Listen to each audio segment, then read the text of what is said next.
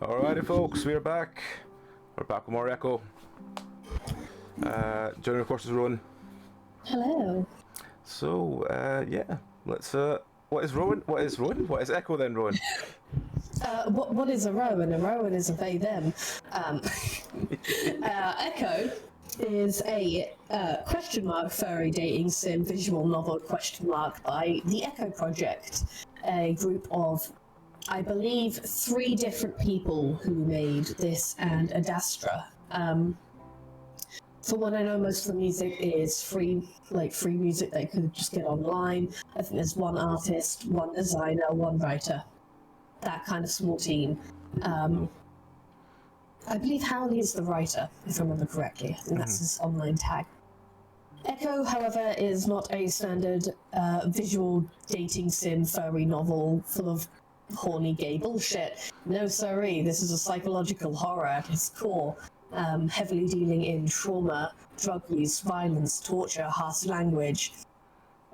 If you can think of it, and it's triggering, it probably occurs in this game at some point. Today I'm going to probably put one out for genocide, because we are doing Carl's route, and of course, as we found out last time, we have the arc between the 2 ghosts of, let's just say, a Native American and white man gay couple who did not end very well. As you can imagine, dead children come up. Again, Native Americans and white people interacting. And I think we decided on a route for today as well, so I'm also going to put one out for mind-bending, psychosis, abusive tendencies. I'll probably just have to be more specific when events come up, to be honest. Yeah. Alright, well, we're going to start with... I tried to remember if it was which one of these was the split point. I think it was this one. It's that one, yeah. It was that one. Right. So let's just back up. So this is us asking Carl if he can fight what's there, and should he fight the thing? Should he fight the ghost possessing him? Yeah. Which I believe is named James, and it's like the ghost of his ancestor, and so John is possessing Jenna, who was the ghost of her ancestor. Yeah, so last time we chose the one where the ghost, we told Carl to let the ghost possess him. So this time we'll be choosing the one where we say, no, fight against it. So if you want to see the one where it's... well, we got the bad ending. Well, we got the bad ending, effectively, of the story. That's on the YouTube, due to go live this week sometime. So if you want to catch up with that, it will be on our YouTube later this week. This one will hopefully go live either this week or early next week. So yes, that'll do it. We will carry on with the story then. What do you mean? I mean, it made me feel amazing. Like I could do anything. Maybe we need that. I frown. I don't know. Not only that, but I felt like I knew what to do. It might save us. He stares back into my eyes. I know it's not really me, but it'll probably only be for the time that we're here. I look away, thinking. Then I'll be back to my old self. He squeezes my shoulder. But it's important to me what you think. We're in this together.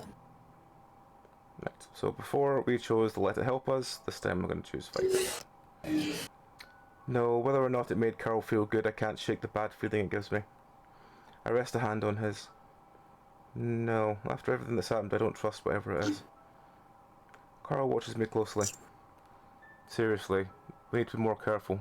Besides, I lean my head against his shoulder again. We are in this together. We don't need that thing meddling with us. We don't need that thing meddling with us to get through it. I feel some of the tension go out of Carl's muscles, and we wrap each other up more tightly in our respective embraces. We sit there for a while, Carl absorbing what I just said. It's clear that whatever is influencing Carl and probably Jenna is powerful, and we had to be careful. Whatever he decides, I just pray it's the right decision.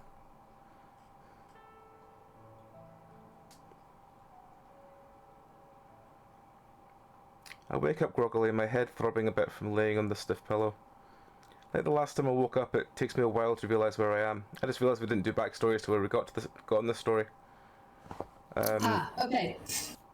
Chase is going with his friends to the town he grew up in, with his friends.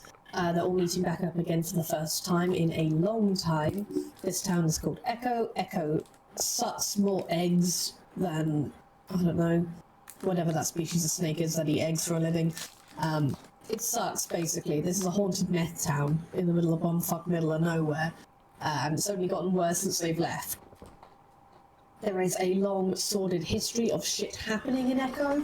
Chase is doing a journalism report on the history, namely the mass hysteria that happened, like, bumfuck years ago. Yeah, it turns out it doesn't just happen bumfuck years ago. This shit goes down every time certain bad things occur. It's a cycle. It's trauma. This town needs secrets. We're currently on the route where... Oh, that was a loud noise outside my flat. Carl's house is like this old mansion. It's been there ages. His family's been there ages. He's sure it's haunted. It is 100% haunted. And the ghost is possessing Carl, and another one's possessing Jenna, and it's like initiating their character arc where Carl is like, I need to learn to rely on myself and not other people, and that's where the ghost comes in. There we go. Also, be careful with your saves, because I've got a feeling that there's other multiple endings in this route. Again, Okay. you can kill Chase occasionally. Okay. I will also say that Chase has a habit of fucking his ankle. Yes.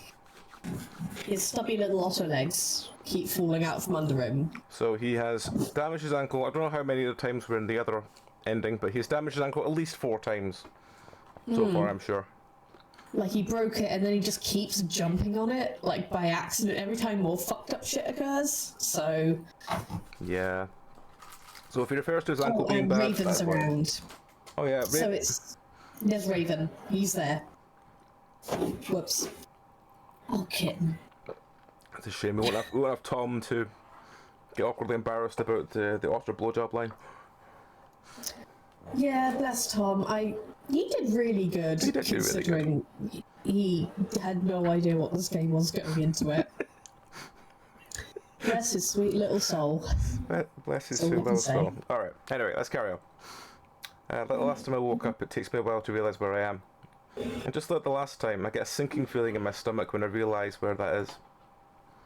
I lay on my side, staring at the wall in front of me, watching shadows dance along as the log bumps? Oh, it's standing along the log bumps. Shadows. Yeah, Yeah. that's fine. I just thought, no. It's depressing, though not as much as the last time. At some point, I guess I realised there wasn't much I could do. Just go with it and hope something comes of it. At least there seems to be a goal in mind of whoever has control of this. Whoever it was. Suddenly I feel an arm slide over my hip and I stiffen. Carl breathes into the back of my neck. You okay? I feel the soft warmth of Carl's body pressed up against my back. It's been a long, long time since I felt someone spin me. Thinking about Leo, though, only makes my stomach knot up even more. Yeah. Carl picks up on it right away. His broad muzzle sneaks over my neck and soon he's pressing his cheek against mine.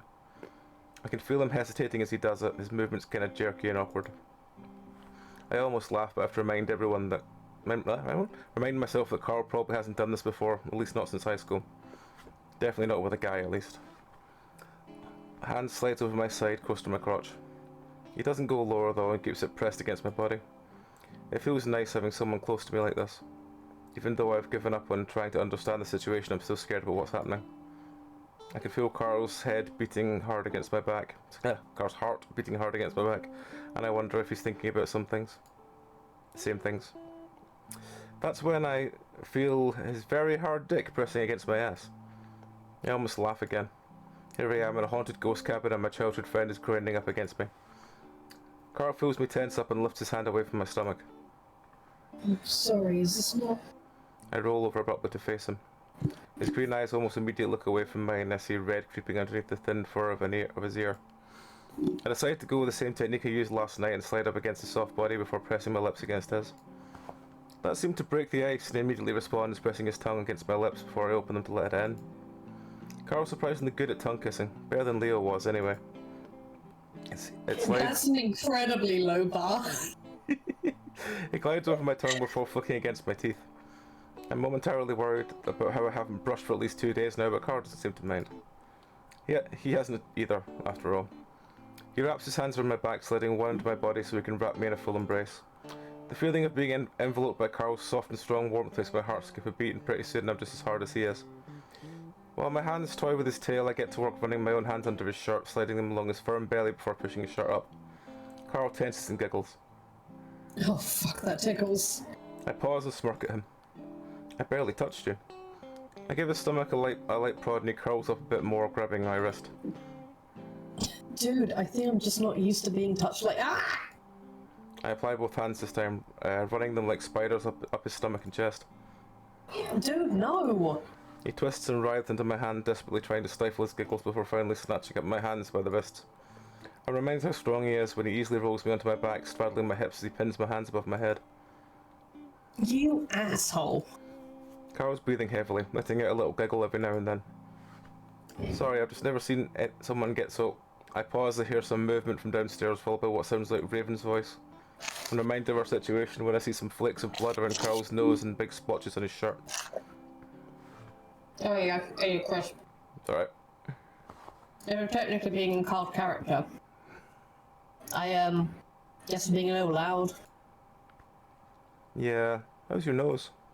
Carl automatically raises his hand to touch his nose. Yeah, that's a little bit, but I'm okay. That's good.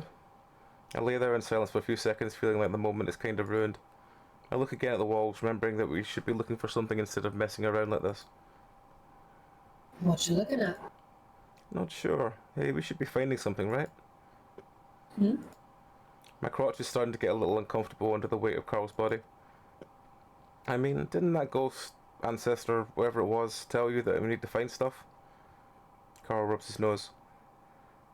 Yeah, in the last place we were in at least.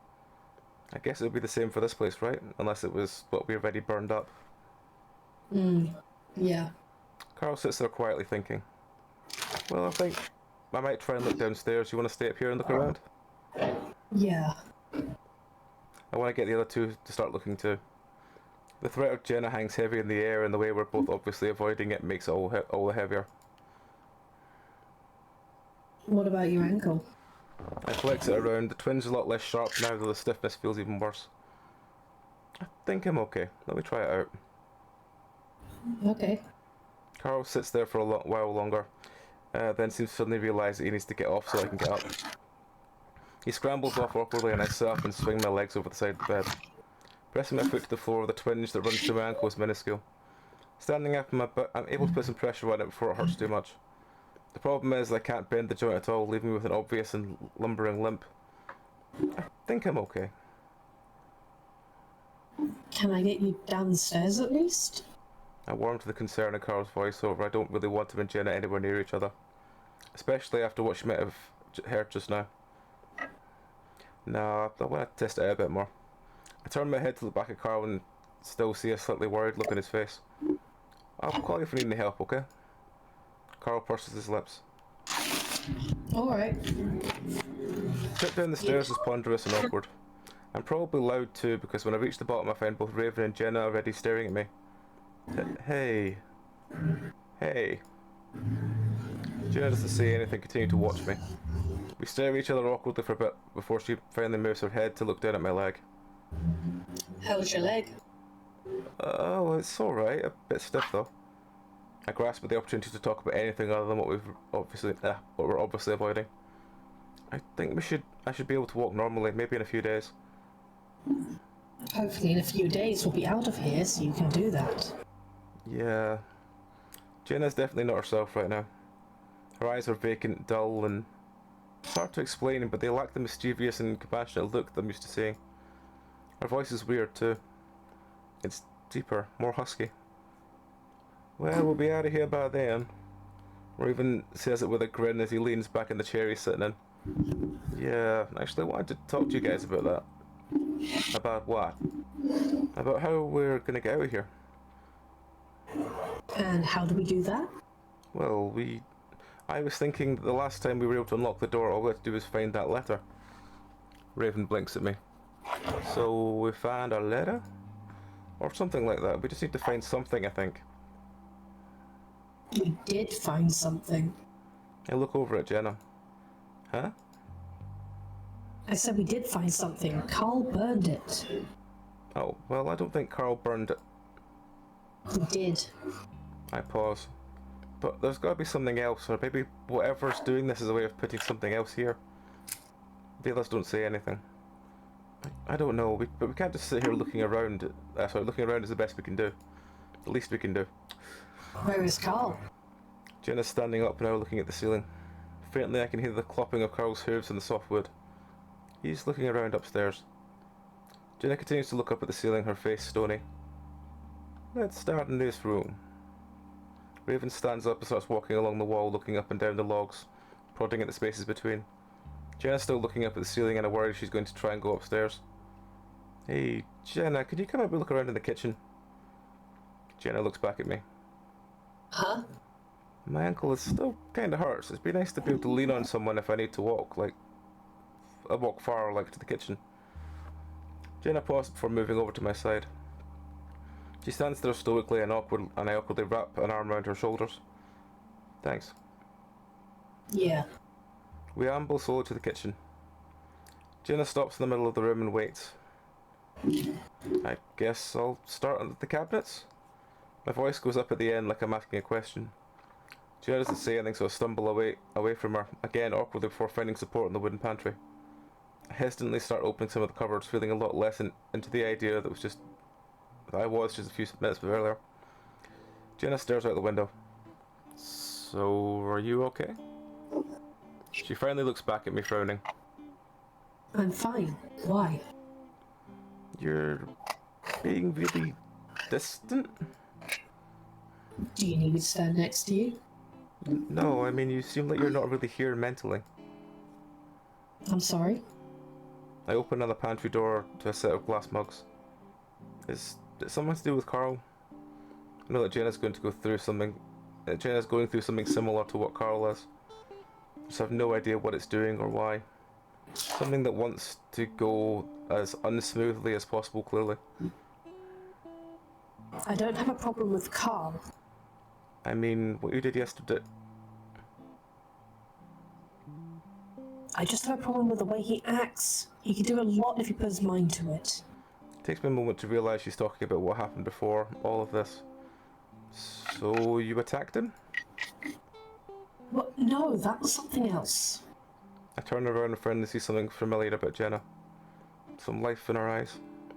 Maybe all I have to do is talk about stuff before this whole warp the ghost dimension.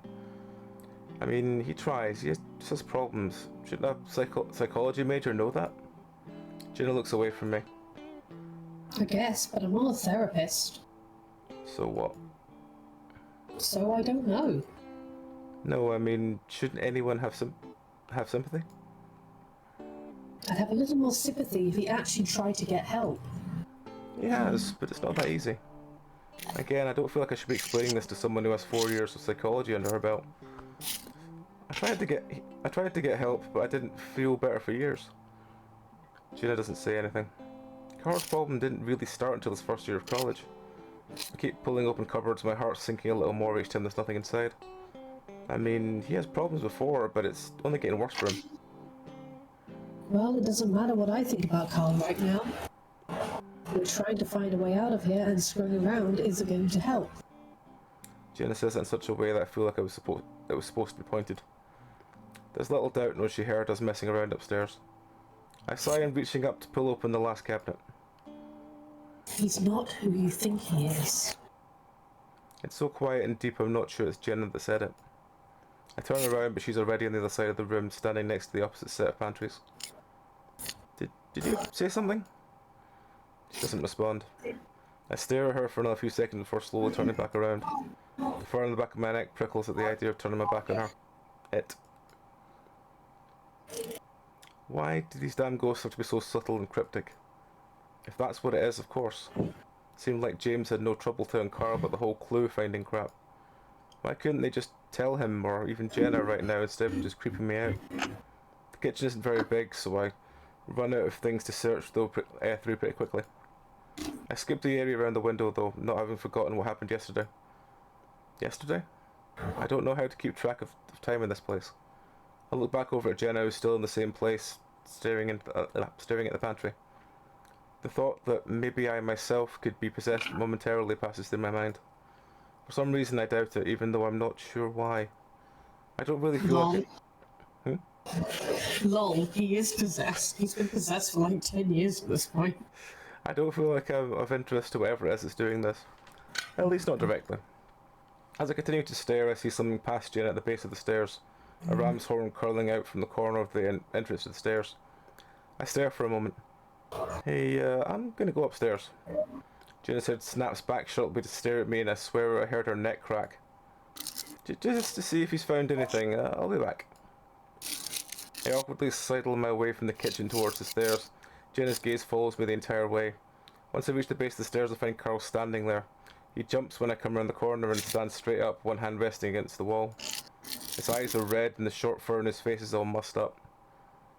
Carl? Are you okay? I whisper it, but Carl immediately turns around and starts back up the stairs quietly. I follow him, wondering what it could be. Did he find something horrific? I wouldn't be surprised at all if that was the case. Once we reach the top of the stairs, Carl heads straight for the bedroom. Carl, what happened? Did you find something? I'm just gonna start a save, so we have one for getting back to this, so we don't have to go through everything else. Yep. At that moment he turns around and hugs me. It's so enveloping and firm that the air almost crushed out of me. I grunt and freeze for a moment, listening to Carl huff into my chest. He's holding me like something precious, like if he lets go I'm going to be swept away somehow. I'm quiet for a few seconds, letting Carl get whatever this is out of his system. My arms are pinned down to my sides anyway, so not like I can respond physically. Hey, you okay?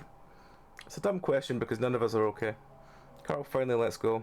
He turns away from me right away to sit on the bed and put his face in his hands.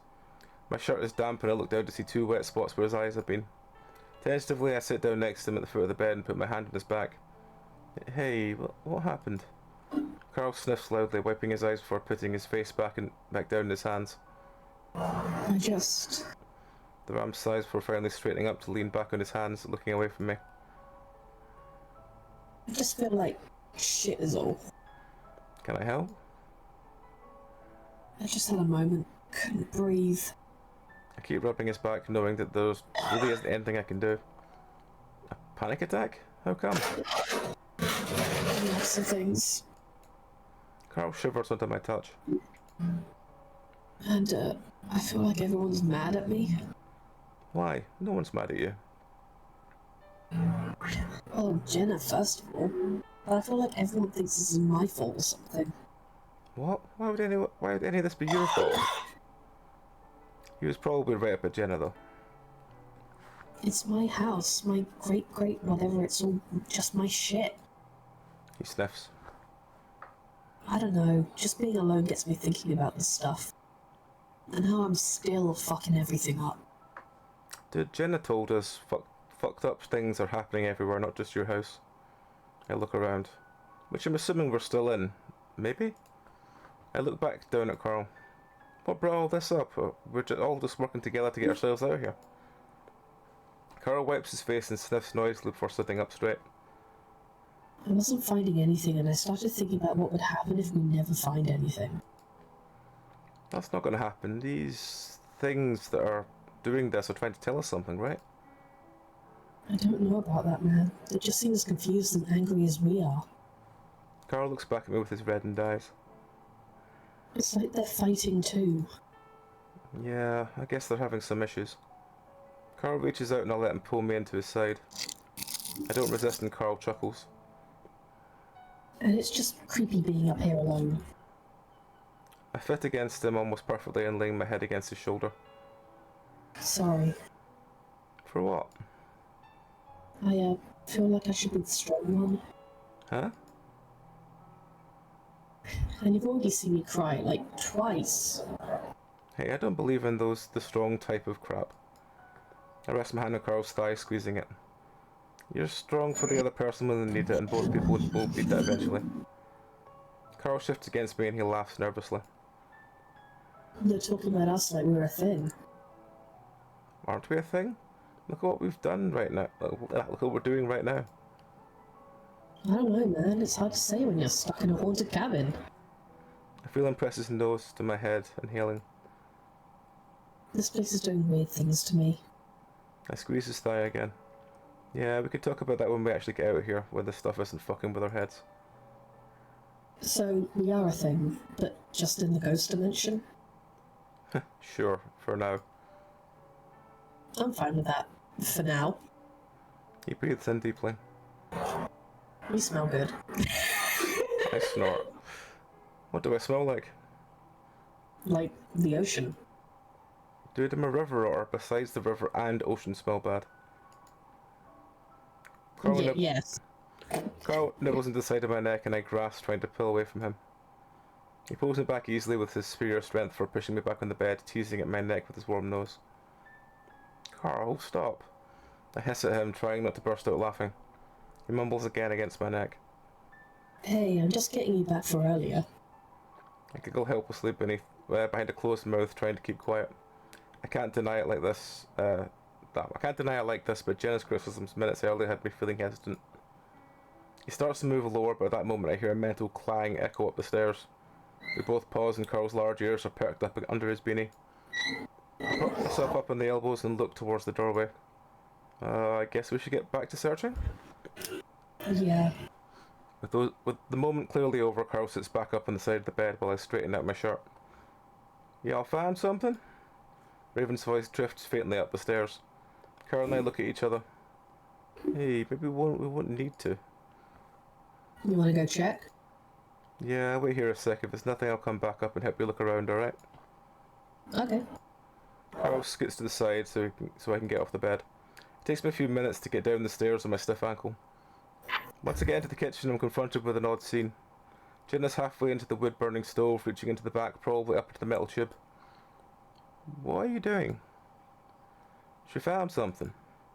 Raven's standing off to the side of the stove, bouncing off the balls of his feet. Oh. It's stuck. Jenna grunts as she adjusts herself, reaching in from a different angle. What is it? I hobble slowly across the room towards them. Y'all need help? I realise he's talking to me, but I shake my head at the husky while I watch Jenna pull back and look into the opening of the stove. Goddamn thing shouldn't be that hard to get. Maybe I can help. But Jenna's already plunging her hand back in, head sticking out just out the opening as she does. That seems to garner some success as she smirks. Ha! Got it. Then I hear her whole body jerk as she's seemingly yanked into the opening. Raven yelps as Jenna grabs onto the side of the stove to keep from getting pulled in. Oh my gosh! Jenna? My voice rises in panic as I see her get yanked a second time. This will be another save point. Because I do feel that there is hopefully another choice coming up soon. Raven automatically steps up next to her and grabs her arm. A third yank almost pulls him off his feet. I run over to help and wrap my arms around Jenna's waist to get a better grip. Another jolt and I'm able to feel the power of whatever has a hold on Jenna myself. What's happening? I hear a thudding and rustling in the stove, just like something turning over angle and repeating. The image of some kind of caged animal passes through my mind, sends a chill up my spine. No, you fucking don't! I look up at the fox and notice she doesn't look scared at all. Instead, she looks pissed off. Her lips are drawn back in a snarl, teeth bared viciously. She's talking to whatever's in the stove. I feel that the muscles in her body tensed up and writhing under my hands as she twists to get free. I look around at her body at Raven. His face, in contrast, is a mask of horror. Raven. His wide eyes snap to mine. Get a grip around her body and we'll pull her at the same time. He briefly lets go of Jenna's arm to lean down the other side and wrap his arms around her waist. Okay, on 3. 1, 2. Another yank and suddenly Jenna's upper half is pulled into the stove. I lose my balance and fall back on my butt, knocking my head against the metal stove. My eyes water and I let go with one hand, desperately rubbing the back of my head while I loosely grip on Jenna with the other. Chase! Raven's actually sliding into the fireplace himself at this point. I try to get my bearings and pull myself back up next to Jenna, but at that point something big and bulky comes barreling into the room. My vision clears just in time to see the big ram reaching for Jenna's body, practically pushing Raven aside. His horns clang loudly on the stove as he wraps his arms around Jenna's body and pulls back with all his 270 pound behind it. The fox emerges slowly, both of her arms still stuck in the stove, a determined look still on her face. Carl lets go for half a second, lunging forward to grab both of Jenna's elbows. He yanks back again, letting out a strained grunt. As her wrists emerge from the stove, we get a glance at the black tendrils wrapped around her before those tendrils suddenly disappear. Carl and Jenna both launch back. I forgot about the smoke monsters. Jenna gets a cushioned landing on top of the ram as Carl lets out a loud wheeze. I hobble over to them, nearly next to Carl as Jenna rolls off him, eliciting another grunt. She sits up while Carl continues to lay there, his eyes wide. You guys okay? Carl waves a hand at me, rolling onto his side as he grasps breathlessly. Jenna sits next to him, holding her hands up. I can already see some nasty swelling under the fur covering her wrists. I wince. Jenna, you alright? I'm fine. She's not looking at her wrists, though. Instead, it's at an ash-smudged folded piece of paper in her hands. From the bits that aren't covered, I can see that the paper is yellowed and ancient-looking. Not at all like the clearly photocopied newspaper we'd seen earlier. Jenna looks down at it, standing up. I hear her groan next to me and turn back to Carl. Can't go a day without getting beat up. I rub his shoulder as I look down at him, smiling. Wow, that was kinda heroic. Carl grunts as he sits up. You think so? Yeah, all of the last second too. Carl rubs his knees. Would have gotten here early if I hadn't tripped down the stairs like twice. He stares at the stove. What the hell is that? I look too, at the yawning black hole and shiver. I don't know, but it's all black and smoky, like what we saw before. Think it'll come out of here? Of there? Raven suddenly steps up to lift up the stove door, twisting the handles to lock it. He yelps as he does it, jumping back as soon as the deed is done. I chuckle, then look back at Carl. Over his shoulder, Jenna walks into my field of vision. The paper is open in her hands, she's holding it over the candle. All at once, I realise what she's trying to do. I choke at what I'm about to say next and leap up awkwardly onto my injured ankle. Jenna! Luckily, Jenna's only about 5 feet away and I practically fall into her, pushing her away from the candle. We both fall against the bench under the window. Jenna's hand smacks up against my nose, bringing tears to my eyes. I yelp as she pulls her fingers in, raking lines of fire down my nose with her claws. There's a pounding in my ears and I distantly register the drums have started up again. She twists out from under me and pulls away from the bench. When the fuck did she get this strong? I numbly keep my grip on her wrist. She spins, springing me away from her. I lose my grip and stumble back, stepping wrong on my foot and rebending the ankle in the exact same way I did last time. Fuck's sake! Chasing his fucking ankles, man. I yelp again, much more loudly this time as I crumple to the ground. Carl swears and jumps over me at Jenna. Wait. I try to grab him by the hoof that's passing over me and miss miserably. As I sit up, I hear an ungodly bestial snarling and look up to see Carl wrestling and kicking and scratching Jenna to the ground. That is fucking it! He pins her there while she writhes under him, trying to scratch at his face. Stop it, guys. Raven is still standing off to the side, his paws in his head, pulling at his ears. I crawl over to the writhing bodies, one eye wincing shut with each movement, sending a lightning bolt through my leg. I grab at Jenna's hands, forcing them above her head. Jenna, stop. Jenna suddenly kicks one of her legs between Carl's leg as he kneels over her. Fuck!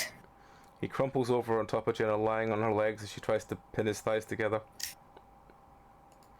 I look down to Jenna's face. Stop it, what the hell are you doing? Jenna snarls up at me, but it's softer this time. Her struggles die down a little, and after holding my gaze for about 10 seconds, she looks away. I relax my grip a bit, gasping to rearrange my foot so there's not much pressure on my ankle. I don't know. I pull the piece of paper out from her limp fingers and push it away from her, waiting to see if she'll come after me again. She doesn't, instead just laying there with her hands above her head, staring at the ceiling. Raven? Raven, still with his fingers twisted around his ears, looks over at me.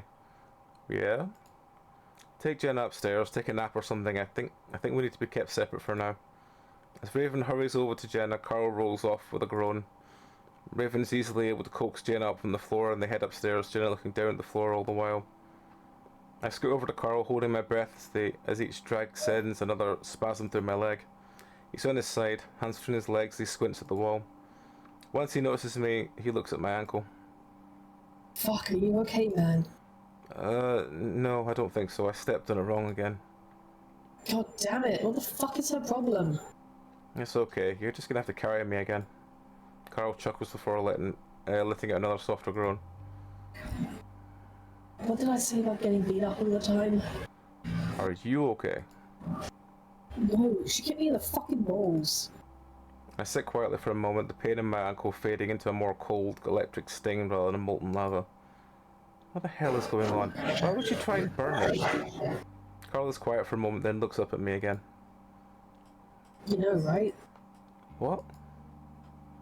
I could be wrong since nothing makes sense here. What? You know, this probably has something to do with James and John. I rubbed the back of my head again, feeling a bump swelling up already. Didn't we already figure out that's what's going on? I mean, with Jenna, you know how James sort of was talking to me? Yeah, like he told you what to find. Yeah, but I think something is talking to Jenna too. John? Maybe. To make sure you guys fight? Weren't they lovers? Would there be a reason for John wanting his paper not to be read? Carl doesn't say anything, choosing to roll onto his back and lay his hands out on either side of him. I look down at the paper in my hands. Well, should I read this now or wait for the others? Might as well do it. Might as well do it now. She might try something again. Alright, I'm gonna read it out loud then.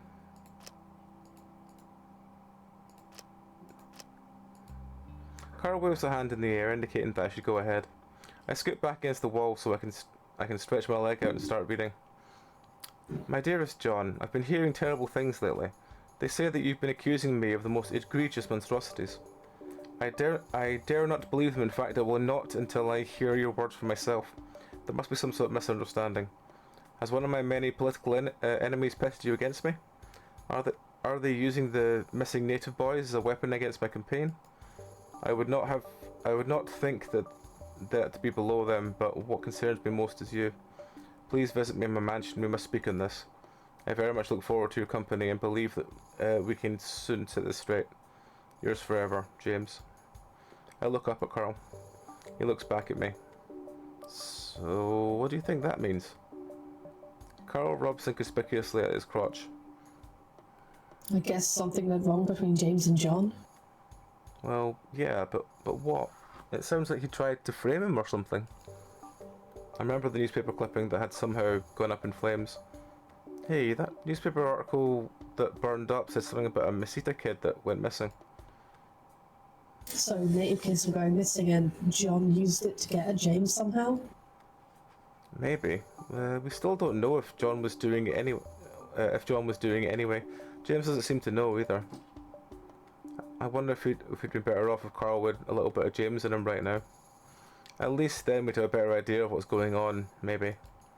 Then again, the situation is so volatile with Jenna that I'm kind of glad we don't have another ghost to deal with in Carl. I look at the ram who's in the middle of pulling at his waistband to look at his junk. Hang on, looking at his junk. If James had still influencing Carl somehow, he isn't really showing it. You okay? Carl abruptly lets go of the waistband, letting it snap back against his waist. Yeah, I'm fine. Are your balls okay? Carl smiles ruefully. They look fine, still kind of hurt. I think about making a joke about making them feel better, but that doesn't seem really appropriate right now. I'm actually more worried about Jenna, and not just because she beat me up. Yeah. It seems that at this point Jenna isn't really Jenna anymore. Should we talk to her about, I don't know, resisting it? It worked for me. I look in the direction of the door as a loud click emanates from it. Carl's long ears perk and he follows my gaze. We both stare at it for a few seconds. Do you think? Maybe? Slowly, Carl gets to his feet, still a little bow-legged, and hobbles towards the door. Careful. I say, a little apprehensive that something might open it from the other side. Carl doesn't say anything and slowly shuffles towards the door, pausing in front of it for a few seconds. Slowly he reaches out and rests a hand on the handle, and gives it a slight push. It shifts open a few inches. Carl looks back at me. I think we should get the others. We all stand around the door, Carl to my right, Raven to my left, Raven and I making sure there's maximum distance between Jenna and Carl. 1 second, I have a cat trying to take out my cable. There we go. The door is still shifted open a few inches in a vertical black void. It reveals a little ominous. Why are you terrified of out there? Did the squirrel come up and try and bother you? I think the squirrel came up to try and bother him because he's acting that kind of I'm terrified but now I've got you next to me, I'm fine again pose that he does when he gets frightened by something. Right. Can I carry on with my game, kitten? He's like, maybe Dad. Okay, he's going off to eat, it's fine. So we just go through? I decided to get a bite of food. It's alright. I don't know, man. That's what we did last time, right? Yeah. I feel like the real question is, do we really want to go through the door in the first place?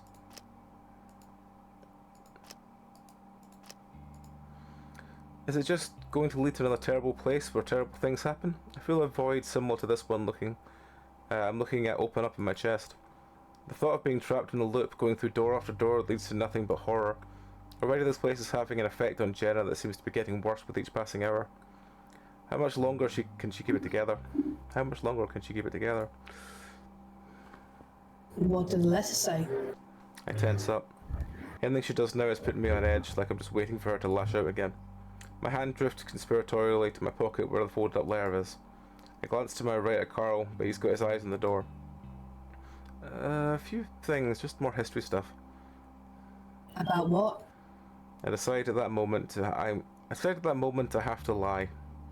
We need to keep Jenna or John calm if we want to get through this. I have a feeling that Jenna, John, wouldn't want to hear about James revealing what I assume are secrets. I didn't read anything about John trying to sabotage James in my research, but maybe that's what James is trying to tell us. So I shrug my shoulders, moving my hand away from my pocket. Stuff about the mine, about how there wasn't enough of it to sustain the town. I'm worried Jenna might challenge my lie for whatever reason. She doesn't say anything though, and Carl just keeps staring straight ahead. Raven suddenly claps his hands together, making Carl and I jump. So, should we open it? Raven reaches out. Wait. The husky pauses and looks back at me, expectantly, the black ears tipped forward. Should we do this? I mean, it's probably just going to lead to another place where we have to find another thing. Yeah? So maybe we shouldn't keep going? I stumble over my words, trying to piece together my feelings and put them in sentences as we go. I just think that they're not really on our side, you know? I make an effort to not look at Jenna. So if they're not, why are we doing this? Why are we doing what they want us to do? I realise I'm shaking now, and I make an effort to make my hands still. That's when I feel something big and warm slide into my right hand, and I glance down to find Carl holding it. He gives me a quick look, a small smile before returning his attention back to the door. Well, what else should we do? Raven's tone isn't accusatory, but is genuinely curious. I don't have a very good answer. Well, maybe we can find a way back somehow? Maybe we're still in Carl's house right now. Carl's house, that place seemed like 1,000 miles and years away at this point. Maybe we can wake ourselves up somehow. Raven doesn't respond, and neither does anyone else. I realise how stupid I must sound. Sorry, I just feel like we're taking things too fast right now. Carl gives my hand another squeeze. Hey dude, we're all a little scared. We can talk about things. Carl looks past me at Raven and Jenna. No rush. I'm actually starting to feel the same way. I feel my cheeks burn in the way I'm holding everyone back because I'm scared. So, when I had that guy in my head, I sort of felt like he was taking us somewhere. Carl runs the hand, not holding mine up with his horn scratching at it. Like an endpoint, you know? Raven fidgets with one of his ears. Like a good endpoint? Yeah man, I think so. That didn't sound very convincing. You can stay here if you want, Potter. Takes me a second to realise she's talking to me. Is she really that far gone? Let's hope when we reach the end of this we can get her back somehow.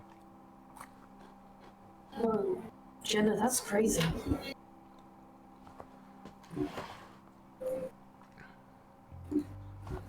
I coughed to clear my throat. No, I'll go. I just want to think about it for a second. Have you thought about it then? Yeah? I look at Carl, but he only offers me a shrug and a comforting rub on the shoulder. Well, if that's all, then let's go. Jenna steps forward to grab the door handle and I bite my tongue to keep from saying we should wait again.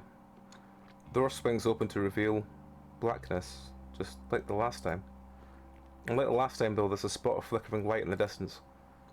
The fire. Everything's just quiet right now, no drum beat, but the darkness is unnatural. It's inky and thick, like it's alive.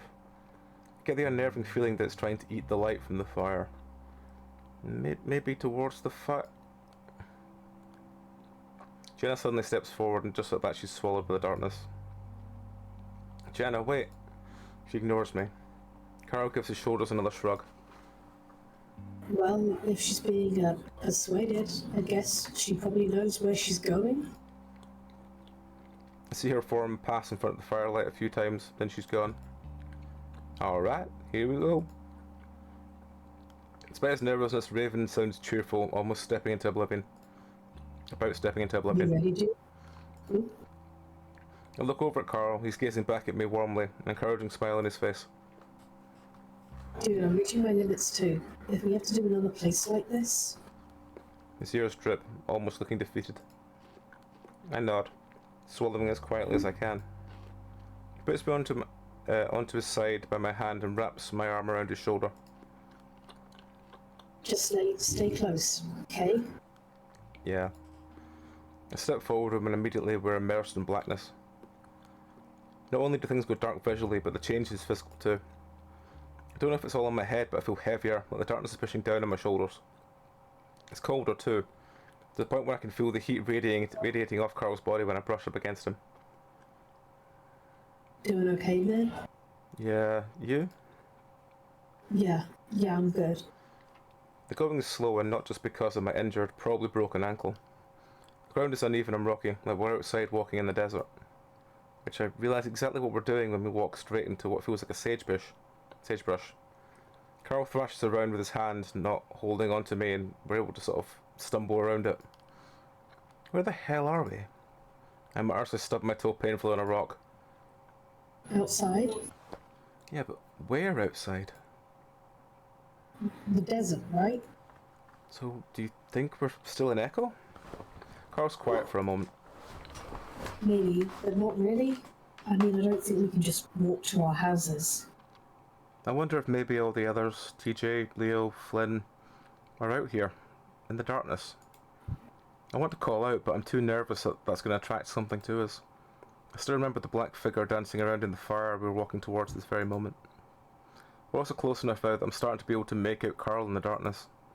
I look back at the house to see how far we've gone. Oh, I can make out the two rectangles of light. One for the door we came from and one for the kitchen window. And the latter a dark figure stands framed with a faint light outside. I squint, not really sure what I'm seeing. Then it moves, disappearing from the window. I stop walking and Carl stops with me, looking back over his shoulder. What? I don't... Do one of the others go back? The black figure appears again, this time in the doorway of the house. I don't even have to react to that before it steps forward and the door swings shut with a distant snap. Oppressive blackness takes its place. I grab onto Carl more tightly. What the hell? My mind flashes back to the black thing I'd just seen crawling out of the wardrobe. Come on. I nudge into Carl's side, trying to get him to hurry along while resisting the urge to try and run on my twisted ankle. I realise that it might come to that. Raven, Jenna! I call out in the darkness ahead of us, wanting to warn them. Over our ragged breathing though, there's dead silence all around us except for a drum beat. Either they can't hear us or they can't respond. Carl's gripping onto me with both of his hands, practically hauling me off my feet as he pulls me along. Suddenly he stops. What the fuck am I doing? He lets me go and crouches in front of me. Oh, my back. I'm there before he even finishes his sentence, as soon as my face is bouncing off his hard skull as he starts sprinting towards the fire. Whether it's in my head or not, I swear I can hear a slithering sound behind me, like a snake sliding over dry leaves. I shiver, not wanting to look back, but I do anyway, trying to peer into the darkness. Of course I can't see anything, but I swear something flashes in front of the lone rectangle of light coming from the cabin's kitchen windows. The rustling sound gets louder now, and I can't pretend I'm imagining it. It casts a picture into my mind. That black shadow creature contorting and bending through the sagebush that Carl was having so much trouble moving through. I hold on to one of the horns and I lean towards his ear. Carl, it's getting close. And then my stomach lurches as I feel the floor suddenly drop away. Next thing I know, my nose smacks hard into the back of Carl's head before I flip over, landing on my back on what feels like a sea of sharp rocks. I lay there for a second, dazed and staring at the black ocean above me, wondering if any of this is real. Am I still dreaming? Maybe I'll just wake up in my dorm, probably late to my legal and ethical issues in journalism class. Fuck, are you okay? A muffled voice breaks through the haze of confusion and pain. Then I'm being yanked back up as Carl pulls me to my feet and clumsily shoves me back onto his back. Sorry, shit, sorry. Fine. I can barely mumble through my numb mouth, which feels like it's full of pennies. I can see him making dark stains in the back of Carl's shirt. It feels like my face is caved in. I wonder if my nose is broken, but the fear of the pursuit is returning, and I quickly clutch at Carl's horns before he resumes his sprint. He finally comes stumbling halt in front of the massive bonfire which really looked so small from the cabin. We both stare up at it, the heat almost unbearable. The whispers behind us reach a crescendo, the hissing just over my shoulder. What are we supposed to do? My voice raises in pitch as I look back behind us, the black shape now discernible in the firelight as it slithers around the rocks and sagebrush. It's like a person imitating. Thank you. It's like a person imitating a snake. I grip onto Carl as he turns to face it, then takes a step back, then another. I don't know. I cling to the ram, I feel him trembling underneath me. As the creature reaches the edge of the circle of the firelight, Carl turns and starts running past the fire. And then my muscles seize up, my jaw clenches, my eyes roll back, and I feel myself falling backwards. The heat is almost unbearable, my fur damp from sweat, the skin underneath itching and uncomfortable. I can feel the sun on my face, the brightness turning in my insides, the eyelids are dazzling red. I don't want to open them though. No, I just want to sleep. I almost do fall asleep, but a distant chorus of shouts and screams jolts me back awake. Now I do try to open my eyes, but I can't. It's like they're glued shut. I reach up to paw at them, but my arms won't lift. I must be dreaming, stuck in a paralysis. So I lay there listening to the shouting and screaming, imagining an angry mob. After what seems like hours, the voices fade and the red turns deeper, darker, blood-like, as if the sun is setting. And that's when I can finally drift away, back to sleep. A soft, choking moan brings me back to the surface. I'm still hot and sweaty, but the blazing sun isn't shining in my face anymore. I wiggle my fingers and shift my arms a bit, feeling them glide over fabric. At least I'm not paralysed anymore. Another moan, followed by coughing. Coughing sound forces me to open my eyes, realising it's not part of a dream. I stare up at the ceiling, a textured, beige ceiling. I'm back in the room where I'd slept. How long ago? A day? A few days? Doesn't matter because everything comes back to me at once. I feel like a lead weight has just dropped into my chest, knocking the wind out of me. Fuck, is this not over? Now I'm starting to get convinced that this is never going to end. We're stuck in a loop just like my dreams. Another moan, slightly weaker, makes me sit up and look around the room. I'm alone as far as I can tell. Where are the others? Am I actually alone? I can't stop a soft whiffer coming from my mouth at the thought of being separated from the others. I was barely keeping it together with Carl, but without him, a loud cough from the wall behind me makes me jump again. I quickly slide off the bed and immediately cringe as my weight comes to rest on my swollen ankle. It had gone too far without mentioning the damn ankle. Damn fucking ankle. I sat against the bed for a moment, squinting my eyes shut as I wonder why my ankle is only getting stiffer. Maybe the fall Carl had taken made it worse. The thought of these moans could be coming from Carl spurns me to straighten up and carefully hop towards the door. I have to stifle a short yelp every time I bounce. By the time I reach the door frame I have to lean against it to catch my breath. My hands shake as I rub my eyes, the pain making me wonder if I'll ever be able to walk without a limp again. Another groan from the room next to me forcing me to move again. In the hallway now I'm able to make out the sounds a bit better. I realise there's a feminine quality to it. Jenna? My voice comes out in a crackly squeak as I grunt to clear my throat. Jenna? I try again and wait but get no response in return. I force myself to step into the hallway, clinging to the wall for support. When I look down the hall at the door next to mine, I find something very familiar. A damaged wooden door, the middle bulging and splintered out as if something had hit it from the other side. Memories of a bad smell, a dark concrete room, and a noose. I hold tighter on the door frame, feeling my knees tremble, both in pain and fear. I look behind me, hoping to see Carl, maybe even Raven. A shuffling sound followed by another cough and gurgle draws my eyes back to the door. If it's Jenna, I have to act now. I steady myself against the wall and hop slowly towards the door, eyes watering from the pain now. Reaching out with a shaking hand, I start to slowly push at the door.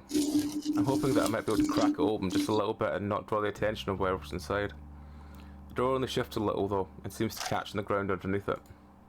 It lets out a rough scratching sound that makes my fur raise up. Gritting my teeth, I forgo the stealthy approach and give it a hard shove. This time it opens halfway and I'm able to see into the room. Just like last time, there's no light coming in from the room itself. Instead I have to rely on the dim yellow light coming from the hallway. Gets a widening band of light into the concrete room as the door opens. The smell hits me like a wave and I immediately gag, doubling over and pressing my hand to my nose before pulling up the neck of my shirt over my nose.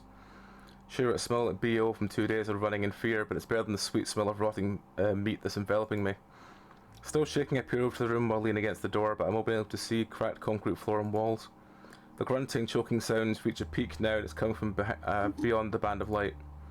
It's an inky blackness that isn't all that different from what Carl and I had ran through. Hello? No response. It sounds like the grunting has stopped too. Shit, I have to do something now. I think about just kicking the door open and jumping back, but then I remember there's really nothing I can do with my feet right now. Taking a deep breath, I set both my hands against the door. I steel myself for what I'm about to see, then shove the door as hard as I can. The door swings in suddenly, scraping horribly against the floor the entire way. I yelp at the suddenness of it all, the tension exploding out of me all at once as I jump back in fear. The band of light widens, sweeping across the entirety of the concrete room before the door finally lodges against the wall with a snapping sound. I almost lose my balance, arms swinging around cartoonishly as I hop on one foot. At the same time, I'm fearfully eyeing the opening, terrified of what I'm about to see. And what do I see is definitely terrifying. It's Jenna, in the middle of the room. She's hanging from the noose, her muzzle tilted up so I can clearly see the rope digging into the fur around her neck, painfully tight. Her toes are barely touching the floor, but it does seem to look like she's trying to keep herself up. It looks like she's unconscious. Jenna! There's no response and I find myself leaping in her direction. I forget about my ankle until all the weight comes down at twice and then my mad dash and literally scream as it happens. There isn't any time to worry about it though, as I grab at Jenna unsure what to do. First try to wrap my arms around her and lift her up, screaming again as I set my weight down on my foot. She doesn't respond to any of this and just hangs limp in my arms, which terrifies me even more. I reach up and pluck uselessly at the hangman's knot, which I immediately know isn't going to budge no matter how much I pull. Carl, help! I feel myself starting to panic. Desperately I look around, trying to find something, anything that I might be able to use to cut the rope. Jenna? I call up at her. I can't see her eyes from this angle, but I can't feel any movement in her. I try to press my ear against her chest, but I'm not sure if I'm doing the right spot. I try to quiet my breathing to actually listen, but still can't hear anything. Shit, Carl! I find myself starting to hyperventilate and try again to slow my breathing. If I pass it right now, I'm going to be less help than I already am. The world is starting to take on a surreal tint and I think I'm actually dreaming. I think about running to the kitchen, but I don't want to let go, especially since I feel she's on the edge of dying right now. I reach up again and start trying to worm my fingers underneath the rope, but it's useless, it's way too tight. My eyes start to water as I realise I'm not helping her at all right now, aside from maybe taking a little pressure off the neck. But it might be too late anyway. Help! I'm suddenly hyper aware of the screaming pain in my ankle. I feel it giving out. So are my arms, burning with the strain of trying to hold Jenna up. I press my face into her chest, feeling myself start to give up on everything. Then suddenly the weight disappears and I feel Jenna lift up several inches into the air. I look up to see Carl next to me, his big arms easily able to keep the fox off the ground. Not only that, but he's got a knife in one hand. I recognise the same knife Carl had used earlier in the hallway. Carl! I sob with relief as he sets to sawing the rope, and soon all three of us come crashing to the ground as Jenna's cut free. We lay there in a heavy, heaving heap. The only sound is a gasp as we all try and catch our breath, Jenna being the loudest. After a while I sit up and look over her. She's already sitting up herself, one hand to her neck, rubbing at it. Are you okay? I reach out to her. I'm fine. She leans away a little from my hand, so I drop it. I thought you were going to die, Jenna. My voice is all shuddery and I struggle to keep my emotions under control, to not have a panic attack. Whatever was controlling this whole scenario just tried to kill one of us. But then I guess that's already happened with the shadow creature thing, and even with what's happened to Raven. Jenna picks up the knife and brings it up to her neck so to saw away at the rope. I can help. She ignores me. I look over at Carl and see that he's flat on his back, arms spread out. Thank you, Carl. I don't know what I would have done if you hadn't showed up. Carl raises a hand in acknowledgement. How the hell did you get the knife? Carl takes a few more gasps to catch his breath. I heard you guys and saw that. He gestures up to the hanging rope at the end of the fizzled out after the cut. Remember that knife I dropped from you here before? Thank God. We lay there for a while longer. Jenna busy hacking at the rope, Carl choosing to stare up at the ceiling. The almost peaceful silence is shattered as the husky stumbles in the doorframe, grasping at the wall and practically trips in. Whoa, hey guys! He grins, waving a hand at us as he rights himself. He looks around us, taking in the scene. What happened? Jenna got hanged. Carl cut her down. There's really no way to sugarcoat it. Oh crap! He stares wide-eyed at Jenna. Well, guess it's surprising it wasn't me this time, huh? He lets out a high-pitched, nervous laugh. None of us even crack a smile. You're okay though, yeah? Fine. Raven looks around the room. Well, it looks like we're stuck here. Oh, we're still here. Carl looks at a big, shuddering breath. I don't know if I can do this anymore. What do you mean? We're stuck. I don't know what else we're supposed to do. Just keep looking around. We're finding stuff, right? And then what? Get sucked into another fucked up place where we'll be chased and almost killed? He waves his hand in Jenna's direction. Look what just happened. It wants us dead. Carl, I trail off. What? I try to think of something to say, anything that might convince the ram to keep going. Just a while ago, minutes, hours, days, I was having the same doubts. For some reason, Carl's sudden demeanour of defeat has me more motivated. Because if Carl gives up, what else is there to keep me going? It's a soft snap and I look over to see Jenna's pulled the rope from her throat. How's your neck? Jenna rubs it. Fine. Her voice is an air of complete disinterest despite the situation. She seems distracted too. Her eyes are flickering around the ceiling like she's expecting something to happen up there. I look up too, but all I see is the concrete, the spiderweb with cracks. The rope, I noticed, is hanging from nothing. It sort of just grows out of the ceiling. Carl lets out another sigh next to me. Wish I had a joint. I feel a small flicker of annoyance. And how will that help anything? Carl's quiet for a moment, clearly sensing the change in my mood. I immediately regret it, but I don't have the energy to take it back. Because it might feel a little better.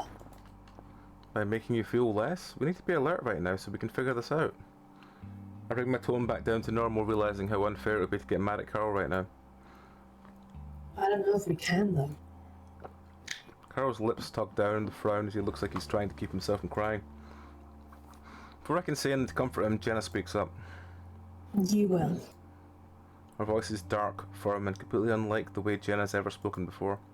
We both look at her. She sits there cross-legged, staring hard at us. Well, at me. Carl sits up. Jenna?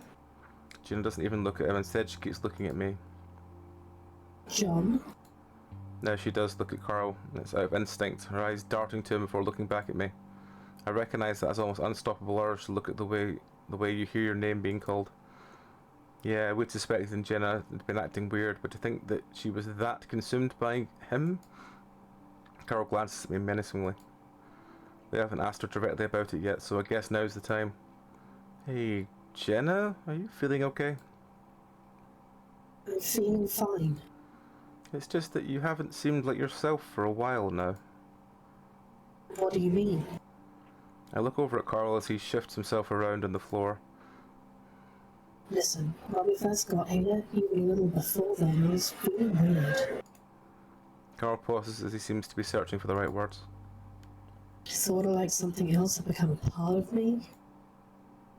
Jenna narrows her eyes at Carl but doesn't say anything. There was another voice in my head, almost, and after a while I knew it was that guy, James, in my head. Sounds like you're going crazy. Carl frowns. Maybe, but he was making me act different, feel different, and it was kind of fucked up, to be honest. Weird. Yeah, weird. It was easy to get him out of my head. Carl points at his horns. And now he's not there anymore. Jenna keeps that stern look on her face, frowning at Carl. What are you trying to say?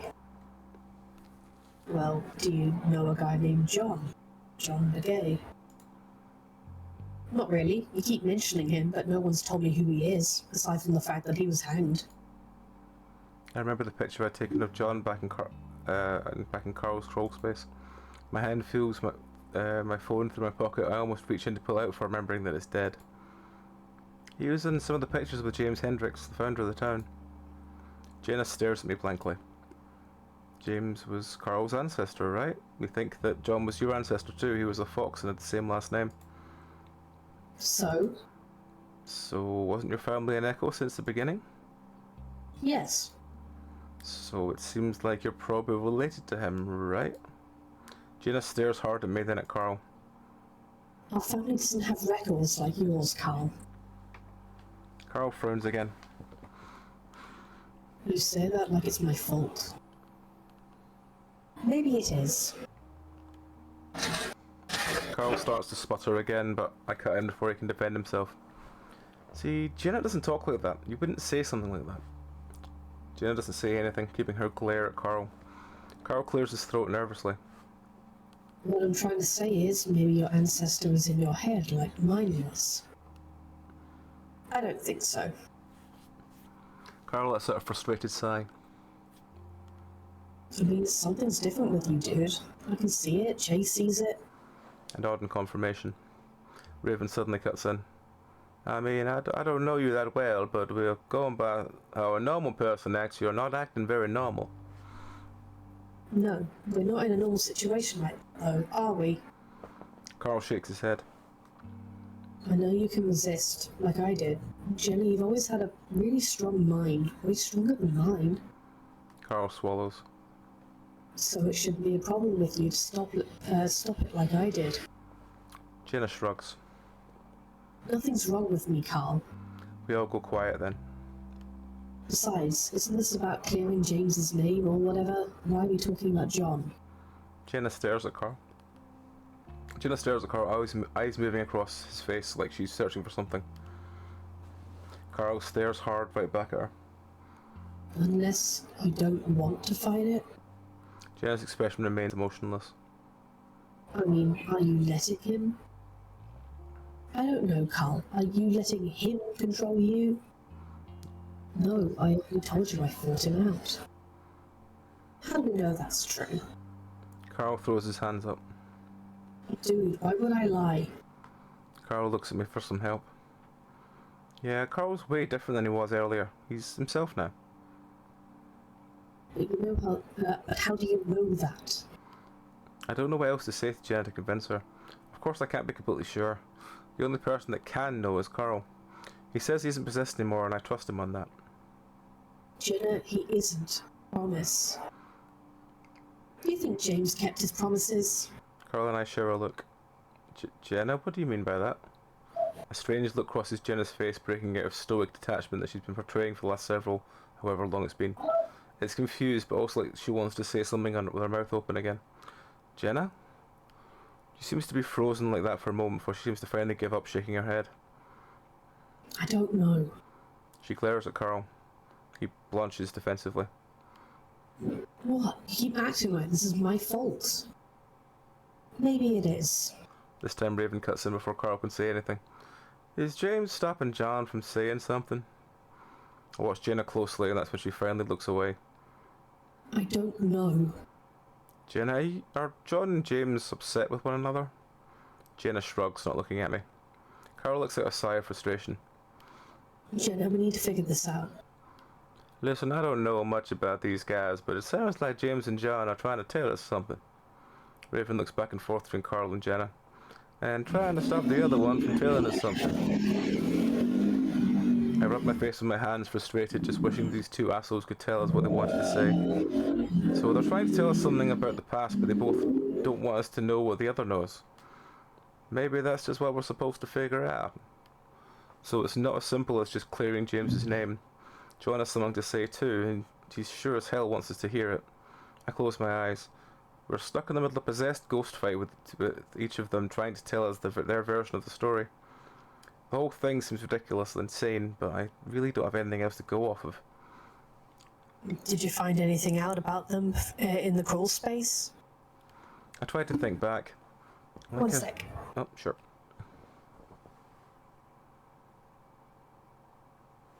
I'll just see if what Rowan is.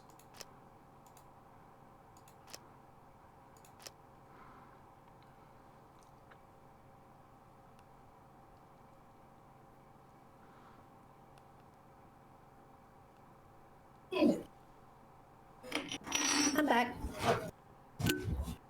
Cool. Like I've said, they got both convicted of sodomy. John was hanged and James was left to start his ice cream business. So why wasn't James hanged too? His influence in the town, probably. Well, I can see how that might cause a problem between the two of them. I look over at Carl, still looking at Jenna. Jenna's picking at the rope on her lap. Hey, didn't James tell you anything while you were under his influence? Like, did he say anything? Carl rubs his chin. Not really. It was weird. It's just sort of felt different. Like I said things I wouldn't normally say, but I guess I never heard any voices. There isn't much to talk about at this point, unless one of those spirits decide to do something else that can help us along somehow. So what are we supposed to do exactly? Raven points to the back of the room. There's a door there. We all look in the direction he's pointing. Sure enough, there's a door there. It's a concrete door practically cut out of the wall. It's featureless aside from a rusty metal handle. What was that there before? I think I would have seen it the first time I looked in. Jenna stands up and taking a few steps towards the door. What? So we're just gonna go through another door? Carl's laying back on the floor on his back. Carl's laying back down on the floor on his back, staring up at the ceiling again. I can understand where he's coming from. Another door, possibly to another nightmare.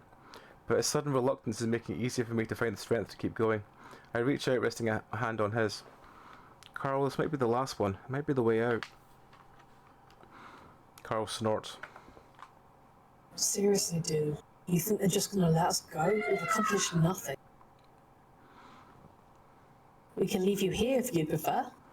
I glare at Jenna, but she's not even looking at me, instead staring at the concrete door. Carl, we have to keep moving. If we go through another door, at least we're going somewhere. Yeah, and besides, the bad stuff only happened to me and Jenna. You guys probably have nothing to worry about. We can't stay here forever. I gently stroke the back of Carl's furry hand. He laughs again. Maybe we could just keep putting grilled cheese sandwiches out of the cupboard? Carl props himself up on his elbows. Who knows, maybe I can get some weed out of there.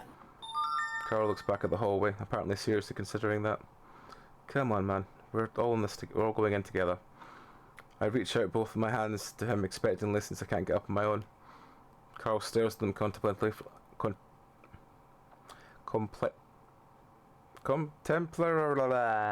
that word for a moment. Contemplative. I'm having trouble now. That's a word neither of us could say. Well, you can all say it on... Contemplatively? Contemplatively. That is a word. I'll have to use that in future in sentences to annoy people. For a moment, then finally gets to his feet when pulling me up onto his back with a loud grunt. Alright, man, but if this freaky spooky ghost dimension goes on for another fucking door, I'm gonna pull a joint from the magic cupboard. Of course. Yeah, fair enough, to be honest. Jaina's already standing in front of the door. Man, I don't want to pass out again. We just did that. I look back towards the hallway. You know, maybe we should check the writ. Jaina reaches forward to grab the metal handle, and before any of us can say anything more, she yanks it open. A trail leads to the desert landscape, and cacti and boulders obscure my view on either side. The ground is rocky and dust keeps up with each step I take. As I continue up the path, I can see 3 peaks of Casa Demonio mountains in front of me. I'm heading towards the town of Echo just over these mountains. As I get closer, I notice the trail branches off towards the side of the mountain. I follow the trail with my eyes into the hazy distance, almost disappearing into the heat waves. Still I can make out a small dark hole, the mine. Some things just should be left alone. Dust swirls silently at the mouth of the mine, almost sparkling in the bright moonlight. Every single person here. Something seems to pulse out of the entrance, sending an almost visible wave through the air. You will never escape. You will always come back. Red seeps in the hole, running up the sides of the mountain in a wave, turning the rock and dust the colour of blood. You'll always be running in circles.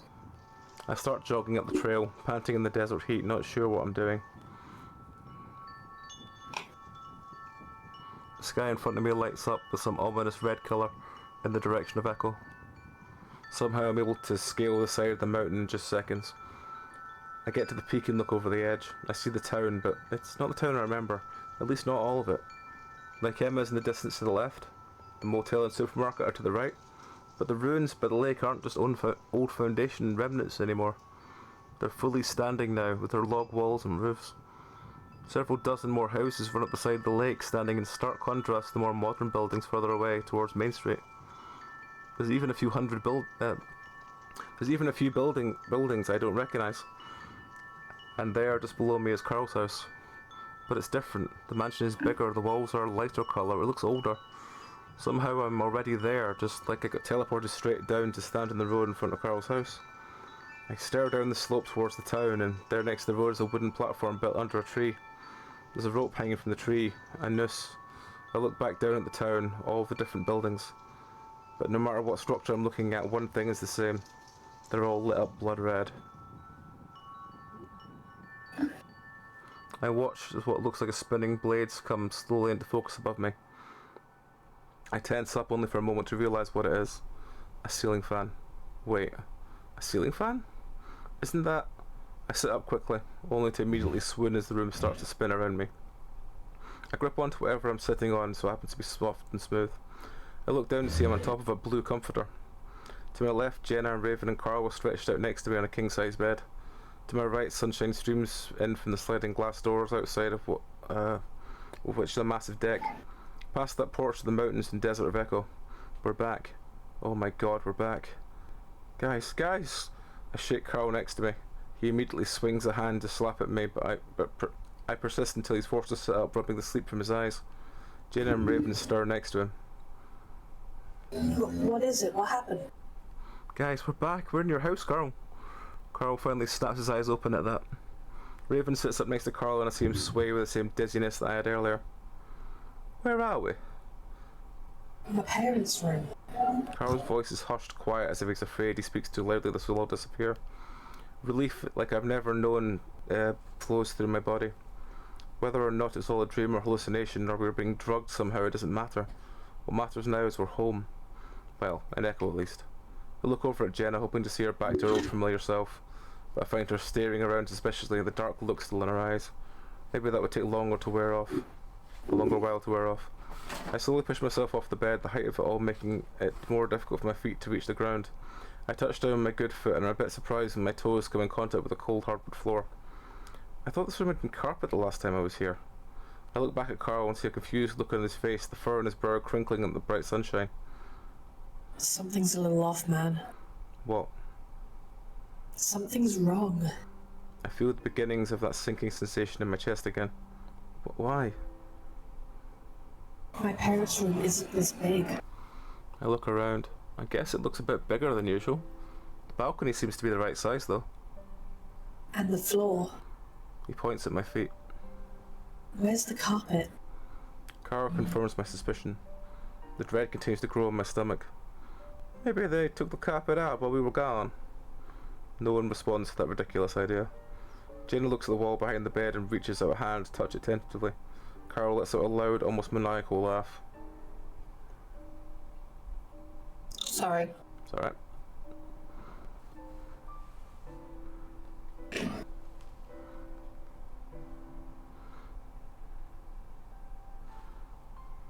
I'll just save while we're waiting for you.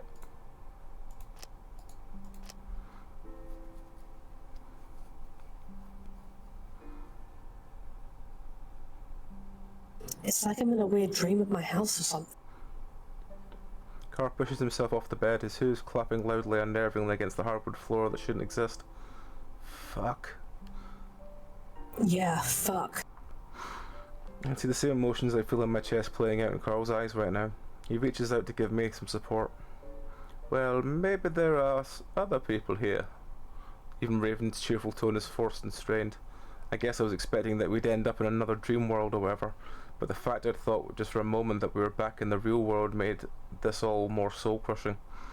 It feels like those fucking ghosts are toying with us at this point. I take a deep breath, willing myself to not lose it. Not yet, at least. Chase, I'm gonna move to the deck. I get a better grip onto Carl's side as he starts to move towards the glass doors, his hooves clopping while I hop along. He stares out, slowly reaching up with a hand to tug at the handle. To my surprise, it opens. I guess I'd thought it would be the same as the last place we were in, that we'd locked in or something. I follow Carl as he steps out onto the balcony, taking slow, careful steps as I'm afraid the deck may give out. The air is hot and heavy, almost humid. That isn't normal at all in Echo. Sure, it would get really hot, but it's a desert. Humidity is nearly non-existent. We reach the railing and stare out at the town before the foothills that Carl's mansion sits on. I take in a soft breath, just like in the dream I had. The ruins of Echo aren't ruins anymore. Dozens of old-fashioned wooden buildings dot the edge of the lake. A little ways over I can see the familiar buildings of the motel and the supermarket along with a small neighbourhood of my childhood. All along Main Street I can see a few buildings that I don't recognise. Not quite as old-fashioned as the buildings along the lake, but still pretty old-looking. What the hell? Carl almost whines out the words as I see him grip tightly onto the railings. I move closer to his side, put an arm around his shoulders. Come on, man, we're going to figure this out. This is just... I struggle to figure out what this is just, but I come up short. Listen, I saw this in a dream. I think they were trying to tell me something. What dream? A dream I had before I woke up. I have almost... I have them almost every time we pass out. Why are you the only one having these dreams? I jump as Jenna speaks right behind me. I turn around, finding her eyeing me suspiciously. I don't know. None of you had dreams? I did.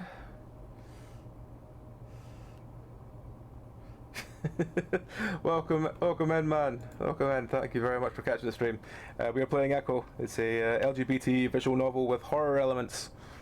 It's very much disguised as a dating sim game, but it's literally just a case of very different types of horror storytelling, and it's been fun. Uses the inherent horror of a dating sim to make more horror. Yes. So we are just doing the tail end of I say the tail end. This is one of the branches. I think we're near the end. Anyway, let's just carry on. I did. Oh, I forgot. I'm in the thing. Actually, before I forget, I will give a shout out to. I think it's all one word. If I'm wrong, please correct me. Shout out? Yeah, shout out for Science Shit Gaming.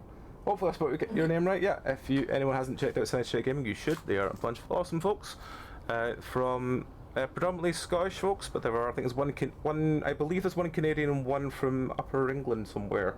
But yes, they are an awesome group of folks, and they do some crazy chaos adventures. So yeah, go check them out.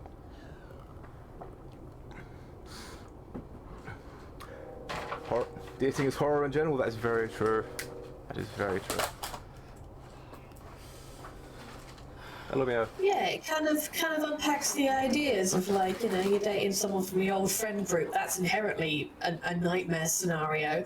When you're all traumatized from like the death of a childhood friend in your hometown of creepy meth heads, even worse. And there's something very wrong with the town, so inherently unsettling. Raven pops his head around the glass door, still with that bizarrely resilient grin on his face. But it was about that black shadow creature thing chasing me around the kitchen, so I guess it's not really useful. What did you see in your dream, Chase? And hello, Click. Welcome in. Hello. You guys are right down the shower for you. But yes, welcome in, Click. For those who are not following Click, he's another... I believe he's a member of the Team Time Zone, folks. He does a... Yeah. What was the game he playing yesterday? I caught a bit about when Crimson Raided in. Was Crimson Raided in? Trying to remember. I did get pretty sure stream. Yes, Click does awesome gaming as well. Go Click a follow. Wonderful dude. What furry game are we playing now? This is Echo. This is a... hang on, I'll bring it up on the thing. Let me just... if I can find the thing. Yep, this is Echo. This is Echo. Gay. Furry. Horror. This is a... what looks like a furry dating sim disguise is a sort of mask. Behind it is lots of different types of horror storytelling. It's a free game on itch.io. It's got really good characterization. It's got really fucking good writing most of the time. I think we've only found like 2 spelling errors in the whole of this free game. Yeah, it's got multiple... And it's a big game. It's a big game. We've done technically 2 branches so far. Though the second one is a sort of second branching narrative, so we're doing the sort of second half of that. And then there's at least 3 characters after that, so we're going to go and do them as well. They'll probably take us a good couple of weeks to get through them all. But yeah, it's been a fun experience to run through. Because it literally is... Every character has a different type of storytelling of how to express horror. Some of them are like, visual horror, some is more like a sort of haunted house style. Some of them are literally just social horror and stuff like that. It's just got a good understanding of how to tell different types of horror. The haunted myth head town has a history of mass hysteria overtaking it, and you of course are a person / otter in this town, and everyone is slowly going mad alongside you, but it builds up over slow character interactions that just become more and more off of it as it goes through, until just everything goes shit sideways by Sunday, every single time. So, yeah. There is a reoccurring link of when the mass hysteria hits, but I'll go into that once we've done a few more routes, I think. But let's just say trauma and murder are interlinked with that. I took the 7:15. 7:15. Not 7:15, 5:15. I keep getting 5 and I keep... I was just gonna say because it's 7 now. So. Anyway, what do you see in your dream chest? Well, I waved my hand out the alternate reality town. But then the mine too, like red stuff spread out of it, all over the town. Then I saw a noose. I instinctively look at the edge of the balcony down towards, I remember seeing the tree. Carl looks too. What is it? Well, I saw a tree with a noose on it. Carl looks slowly back up at me. Down there? I think so. Look of utter defeat in Carl's face as me hesitating to confirm it. What the fuck? I take a deep breath, trying to put what I feel into words. That dream, the way it zeroed in on the tree, it felt meaningful. I think we need to go to it. Jesus, why? Carl burrows his face in his hands and leans against the railing, shaking his head slowly from side to side. I don't know, I don't know where else to start. The place is massive. So what, they put another letter there for us to find for some reason? Maybe. Guys? Carl keeps his head in his hands as I turn around. Raven is still standing by the glass door, but he's looking back into the room. Jenna's left. What? Sure enough, Jenna is nowhere to be seen. Where did she go? Raven shrugs. Downstairs, I guess? Was she going to the tree? I start to move back into the house, then I remembered my destroyed ankle. I look back as the Carl is still slumped against the railing. Carl? He doesn't look back up. He doesn't look up. Carl, we need to keep moving. Finally, Ram puts his head out of his arms and turns to help me. He gets me onto the familiar position with me clinging to his neck while I hop along. I'm relieved he's actually moving, but I don't like the dull look in his eyes one bit. Raven, Carl and I head down the hall towards the stairs. Carl's right. It's like a dream of Carl's house. Carl mentioned that there are a few extra doors, all of which lead to bare hardwood floor rooms. The ground level of the house, though, seems mostly normal. As we make our way through Carl's sort of home, I realise something. You guys hear the trains when we were on the deck? Maybe. Why? I thought I did. Just kind of weird. Like, what are those trains doing in a world that isn't really real? Maybe it is real. Maybe. I'm not convinced. As we pass through the living room... Remember the trains come back later. As we pass through the living room, I can see that it's set up as it always is. The kitchen looks to be in order as well. What? You've been fed? Oh, he's going up to see his mum. Okay. As we step outside, I notice the mansion looks the same for the most part. Not that massive old look it had in my dream. I hop along down the curving driveway from Carl's house, like I remember in my dream. How Jenna was able to find the tree on her own is beyond me. The only indication given to her is where it was with a glance over the railing of the deck. Man, it's so fucking close to being real, this place. Yeah. I don't have much else to add, but he's right. It feels so close to being home, but none of it is home. I slow my pace as I turn right at the end of Carl's driveway, practically tugging the ram along.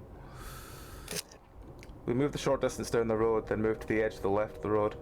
I look down over the side onto the rocky sagebrush covered slopes, and there is Jenna. Somehow she immediately found it on her own.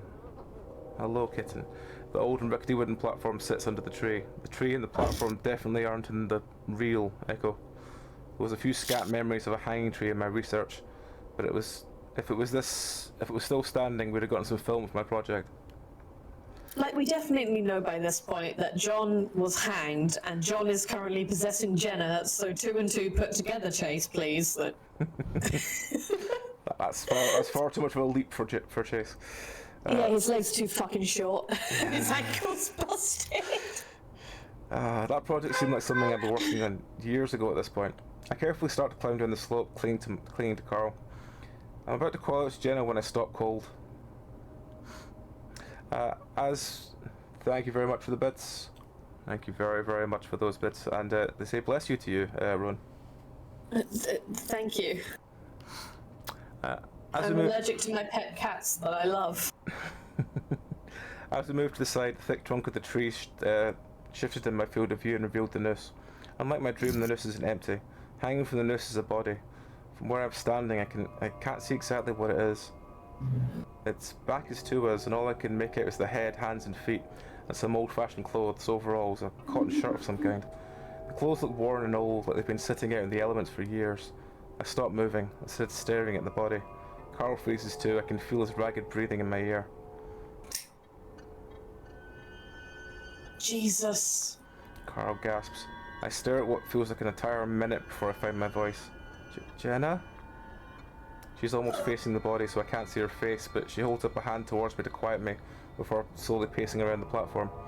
It looks like she's moving towards the front, so I steel myself and slowly follow her. I don't want to look at the body as I move, but I can't tear my eyes away. It's old. Very old. The fur is mostly gone, the skin underneath black and leathery. The face is dripping and sunken, the eyelids closed. It's been out in the sun for a very long time. I don't know much about corpses. Mummified hangmen is something I never want to see. I don't know much about corpses, so I don't know how long. I just know it's been a very long time. From what I can tell, it's a canine of some kind. A fox? John? For some reason I look towards Jenna to see if she's letting us know who this is. She doesn't, instead just staring at the body. Carl tightens his grip around my shoulders. I'm not sure if it's for support against the uneven ground or the horror in front of us. Raven has chosen not to follow, instead he stands back behind the platform looking away from the body.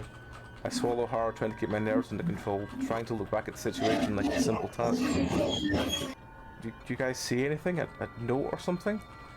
I try to search the platform and avoid looking up at the body. There's something in its mouth. Carl points up at the corpse with a shaking finger. He's right. There's a flash of white in the mouth and the corpse, just barely sticking out from what looks like a gnarled teeth. A piece of paper, maybe? I'm surprised at how successful I am at keeping my voice calm.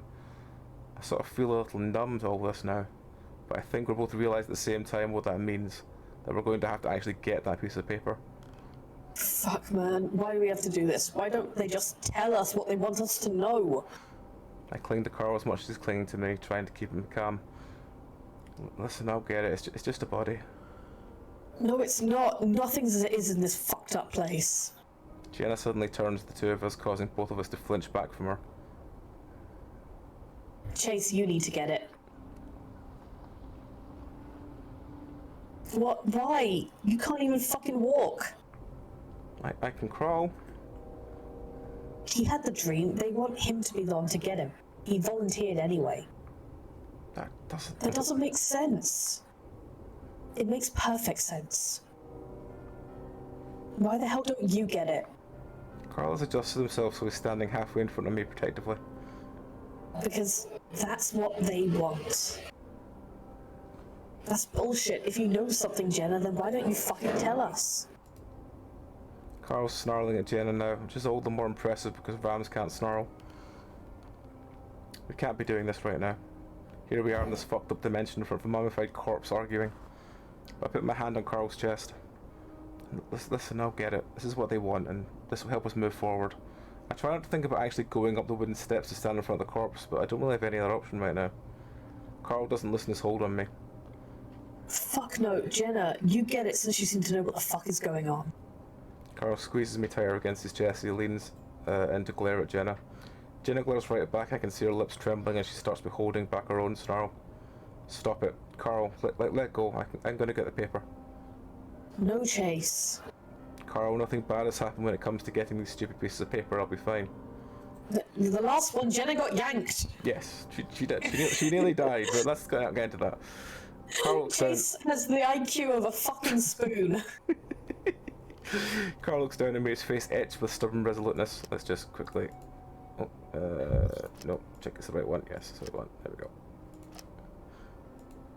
At least a nice change from almost dead look I'd seen earlier.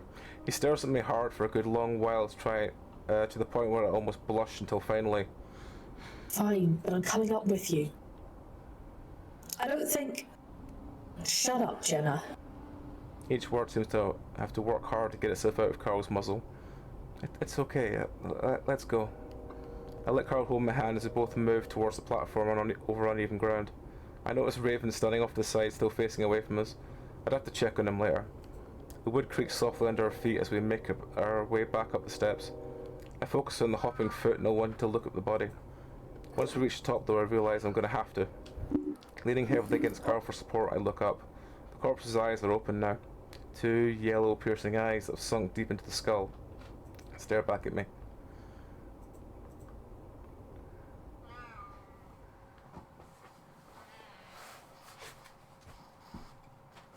You are disgusting. I'm disgusting. I'm disgusting. Oh, yeah, you can do that one if you want. Yeah, I'm disgusting? You're abhorrent, despicable, horrible. For telling truths? For telling your own truths. You don't know my story, my truth. Your truth is a delusion. You cruel, filthy son of a bitch. What do you want from me? I want justice.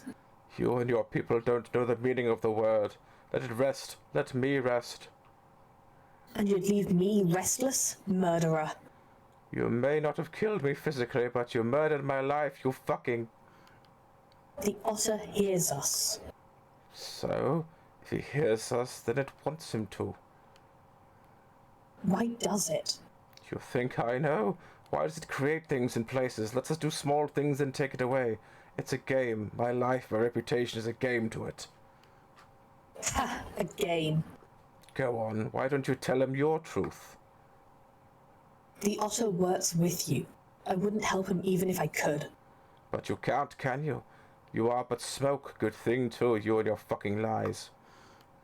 I will tell him this, Otter. You are stuck here because you cannot see the truth, and until you do... How will he know the truth if you only lie? You are disgusting. I'm 9 or 10, I'm sitting under a tree in the forest. Like the feeling you get when you finish crying. A stuffed up nose and throbbing in my head along with the feeling of just having run 10 miles. Like I've just finished something really hard and now it's over. And then a creak in the branches above me. I look up and see the fox hanging from a rope. His dead eyes are on me.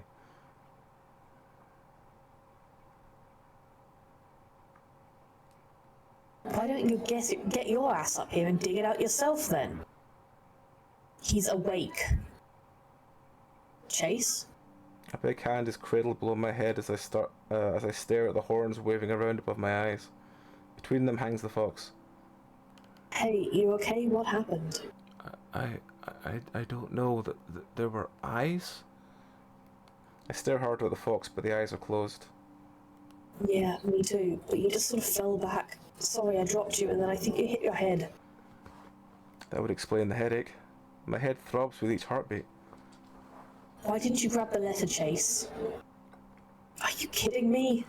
I flinch at Carl's loud voice and the spit that flicks my face. Ugh.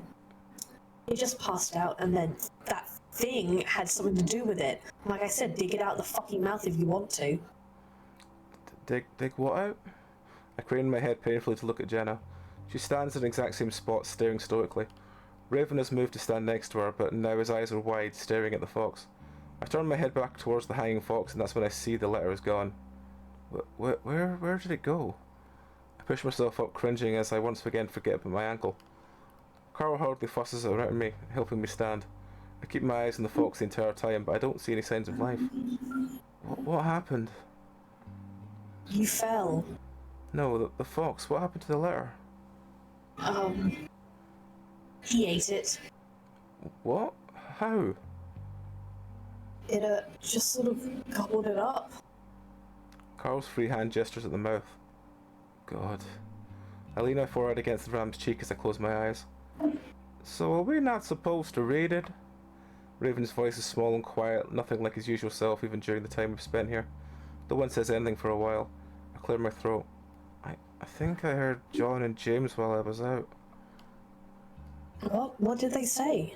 I think John and James, they're influencing some of this, but there's something else controlling all of it. How? I don't know. It's stopping me from telling us what they wanted to say, like it's a game for it. Hydrate. I feel Carl shake his head against my head. Slanger. Oh, you say that too. What? Sláinte. Yeah. I'm guessing it's spelt differently. I don't know how it's spelt in Gaelic. It's cheers, yeah? Yeah. Yeah. Sorry, I recognise the word. It's fine. Last time I said that, there was a Northern Irish guy in the group, and he had no clue what the fuck I was saying, and I very much embarrassed him in front of everyone. I've had in front of numerous people that have been like, I've said it and they're like, I don't know what that means, and I'm like, oh, okay. But usually it's random Scottish folk and they're like, I have no idea what that means, and I'm like, oh, okay, sure. Yeah, no, it's something like me nan and my family over there used to say, like when drinking in particular. Mm. And so I picked it up for like, you know, having a drink with other people. Yeah. And like apparently this guy, very Northern Irish, but has been over in the UK a long time, and everyone was apparently found it very funny that I knew something Irish that he didn't. Especially with this fucking accent, you know? Yeah, we got it in chat as well. Hey, Sláinte, everyone. Yep. So, what are we supposed to do? Just figure out this game, I guess. They said something about having to see the truth, but I'm not exactly sure what that is. But the fox just ate our clue. It might have been one of them, James or John, I don't know. Do we find another one then? I don't see anything because that's when I see the hint of what's sticking out of the fox's pocket. I point. What's that? What? That sticking out of the chest pocket. Huh? Carl moves a little closer, pulling me along tentatively. Raven calls anxiously from behind us. What are you guys doing? Kind Carl's voice gets higher and more nervous as he reaches out with a shaking hand. I keep my eyes focused in the pocket, not want to look into those eyes if they open again. Carl touches the chest, yanking back his hand once before slowly going in again. His face turns towards mine, cringing as he tries to look and not look at the same time. He fumbles at the pocket for a moment, the fox swaying just slightly from the ram's poking fingers. Finally, after what seems to be several eternities, Carl manages to get a grip on the note. Once he does, he yanks his hand back, almost like hitting the fox's muzzle as he slides the letter free from the pocket. Okay, let's go. Carl gently but quickly guides me down the stairs. Jenna eyes what's in Carl's hand suspiciously. What's that? Another letter or something. Where did you get that? The fox ate it earlier. I saw it sticking out of the pocket. I guess there was another one. Jenna goes quiet and her expression darkens. I'm about to ask her what's wrong, but Carl's already unfolding the paper, swinging the hand holding it to try and make it unfold. I help him out with my own free hand and hold the letter between us. I notice at the bottom of the paper has a rough tear like someone's torn it in half. Jenna and Raven moving closer opposite us. Please let this be the one that gets us back. It doesn't look like a letter. In fact, it looks like a newspaper clipping. Well, a photocopied one anyway. Carl, I think this came from your mom's collection of artifacts. Remember some pages were ripped out of the scrapbooks? Really? Yeah, I thought this was you taking them. Nope. I wonder how long this nightmare actually started. It seems it's been setting itself up for days before we fell into place. Well, guess we'll give it a read. Hopefully this is the one. I start with a big bold title. Echo researcher uncovers town's serial killer past. Most might know Trisha Hendricks is the CEO of Hen's Ice Cream, but Echo locals will know her to be avid history buff as well. I just love how it connects all of us, how it shows everything that's happened for a reason. But even she didn't realise what her research would uncover. According to Hendricks, the town's founder, James, had an affair with another man and both may have been hiding a dark secret. You never know what you'll find out, but to think that James had a homosexual relationship with an alleged serial killer, well, it really is something. According to Hendricks' research, James may have been in a romantic relationship with a native fox by the name of John Begay. Town records indicate that Begay was accused of committing multiple child murders. Hendricks says the crimes were sexual in nature. I reach the bottom of the page where a rough tear begins. Clearly there's more to the article, but... Jenna? I look up just in time to see a flash of steel before Carl jumps back, pulling me along with him. The knife comes within inches of Carl's face for piercing into the newspaper clipping we were holding with a smack. What the hell? Jenna? I'm about to ask what she's doing because I think she's attacking the newspaper for some reason, but in her attention to become clear as she moves towards us with the knife setting eye set on Carl. Jenna, stop! Raven bounces up and down, his hands pulling at his ears. Carl moves back as fast as he can while I limp along. Jenna, what are you doing? Jenna lunges at his knife arcing down from above again. This time she's too close and Carl pushes me to the side as he jumps back. I go down on my butt on the rocky ground. Putrid lying beast, where's my letter? I don't know, what do I do? Carl's stuttering, stumbling eyes wide in terror. I don't even know if he's going to defend himself when Jenna gets to him. With a muffled scream, I push myself onto my feet and hobble after them, each step sending electric lunges of pain to the back of my brain. I don't have time to dwell on it though, because that's when Jenna reaches Carl. She grabs one of his horns and yanks him close, Carl swinging his fist wildly in her direction. It's a valiant effort, but Carl's not a fighter, and aside from letting a few grunts, Jenna isn't affected. She raises the knife just as I reach them. No, stop! Right, I would suggest, saving. I don't think we can save at this point. Oh, we can. There we go. Okay. We have saved. Let's try grabbing Jenna to see if that is also our death. I need to pull her away from Carl. I reach out, grabbing the fox with the back of her shirt and yanking as hard as I can. Jenna falls back and unexpectedly turns to me as she does. A deep, penetrating bolt of pain goes into my chest. I gasp like I've just jumped into a pool of ice-cold water. I can't help it, it's like a reflex. And with that gasp comes a violet charge of light and scenery. I'm suddenly in darkness. Not complete darkness though, because the moon shines down at us. The pain in my chest gives a few deep throbs before Jenna yanks the knife at my chest. Chase! Carl screams my name as I go to my knees, both hands pressed to my chest. Chase! Chase! I hear Carl stumbling around as Jenna turns back towards the ram. I look up at Carl, trying to ask for help, tasting blood in my mouth. But Carl isn't looking at me. He's stumbling around, looking everywhere except for where I am, but being the same, trying to dodge Jenna. Where is he? I raise my hand to try and show him. Maybe it's too dark. At that moment, Raven, almost invisible from the darkness, tackles Jenna to the ground. Stop it! Stop this! This is crazy! Please just stop! He pins her easily. Chase. I force myself to stand, panicking now. The throbbing in my chest is different, odd, something deep inside me that's been hit. Help me.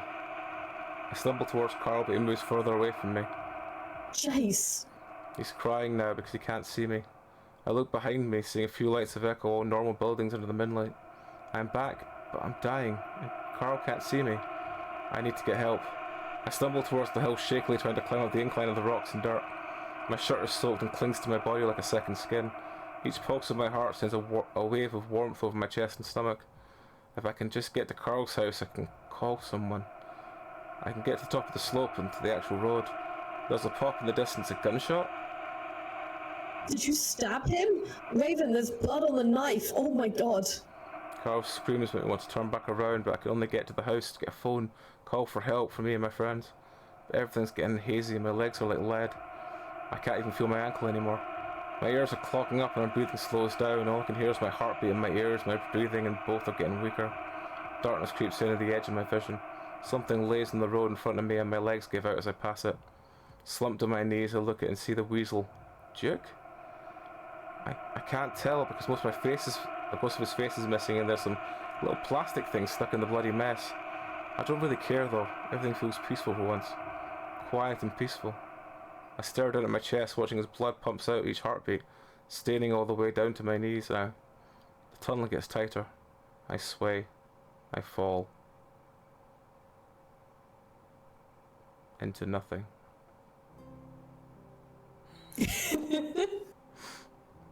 So yeah. Congratulations, you grabbed someone with a knife and they fucking stabbed you. But we can go back to that point, so we can continue from there. So yes, that's the other ending where Chase gets killed. It's good to know we can. Go to the toilet real quick? Yeah, that's fine. It'll take 2 minutes. Yeah, I need to pee. Sorry. No problem. So yes, so that was the very side ending with Chase getting killed. We'll carry on and do the main ending. And if we finish this with enough time, we will start on TJ's path. For those interested in this game, the first... It's quite a long story. It does do quite well. And the first run we did lasted about 15 hours from all the way from the beginning right to the end. There is a point you can reach where you basically choose who you go with. Yeah, this is a free game. Yeah. There's a point you reach where you choose which person you go after when there's a fight.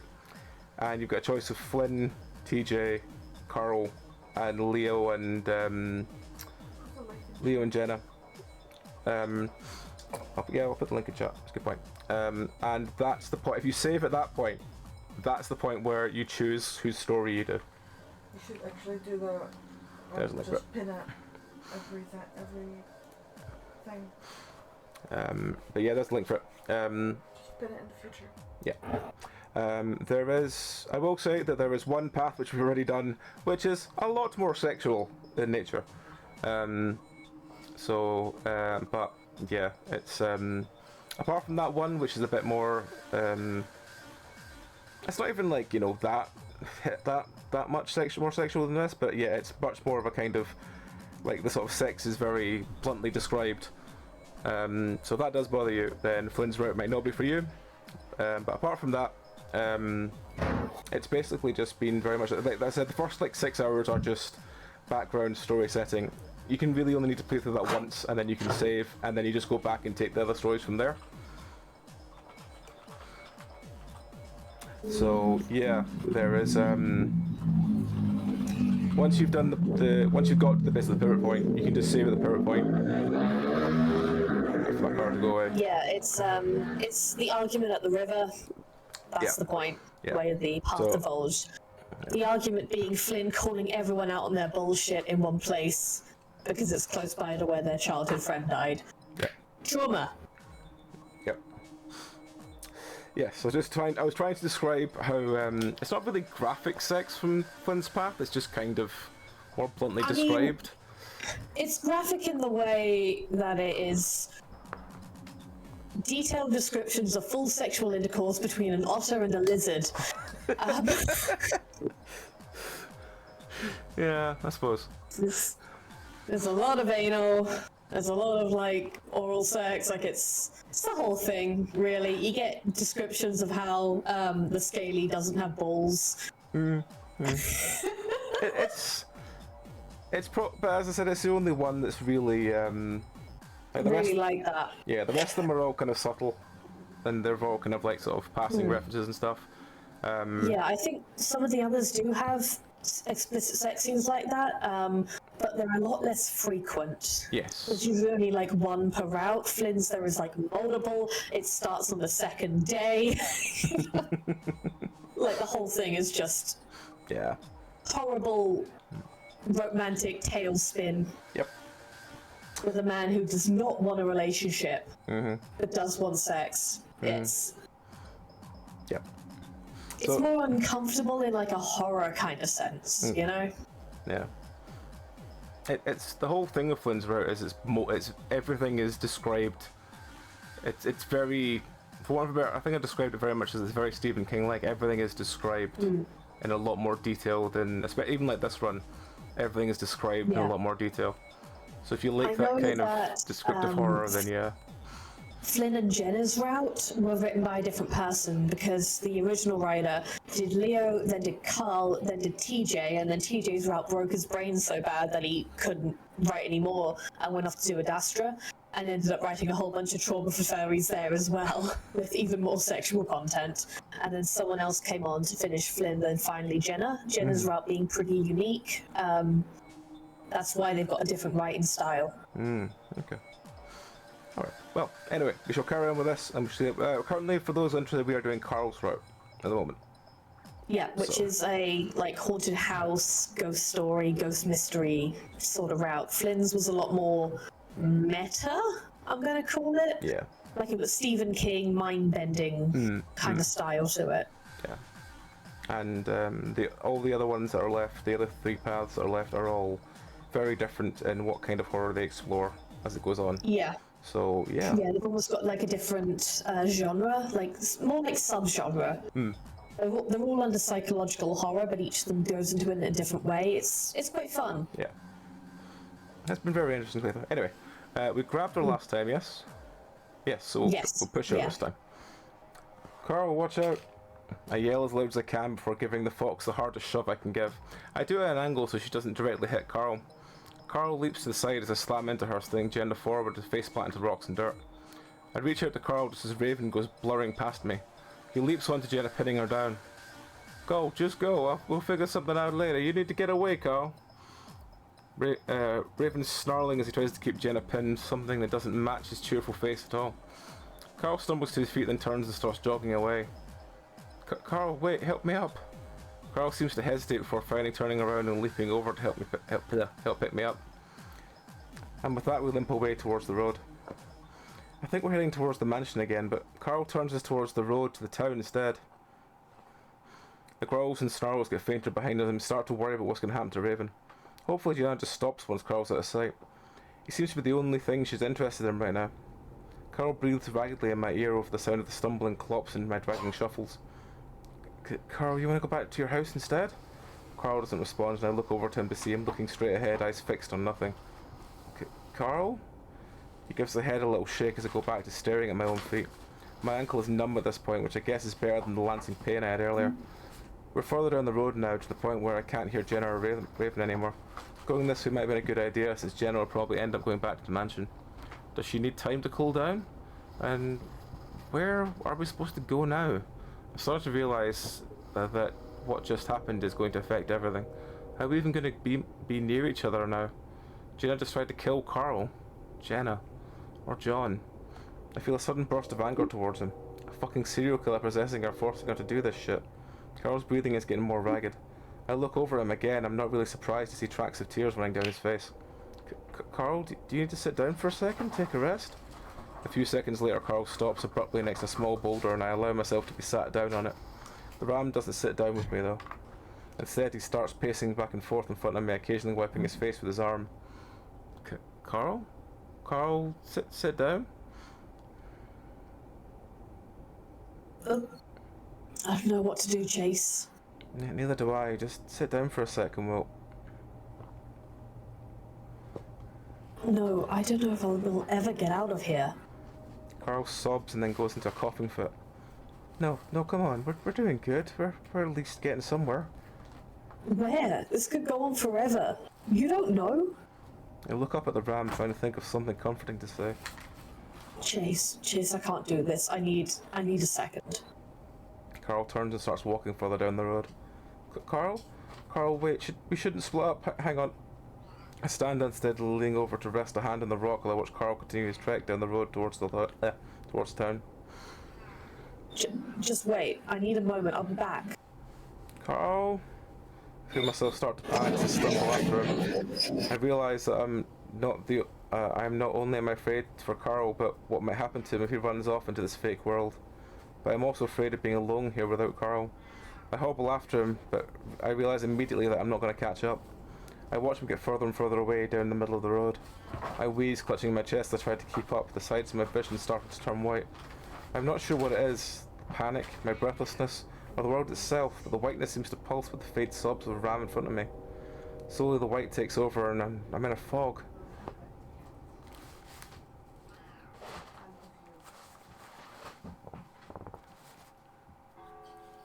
There's a distant rhythmic pounding that sounds like a gong. I've never heard it before.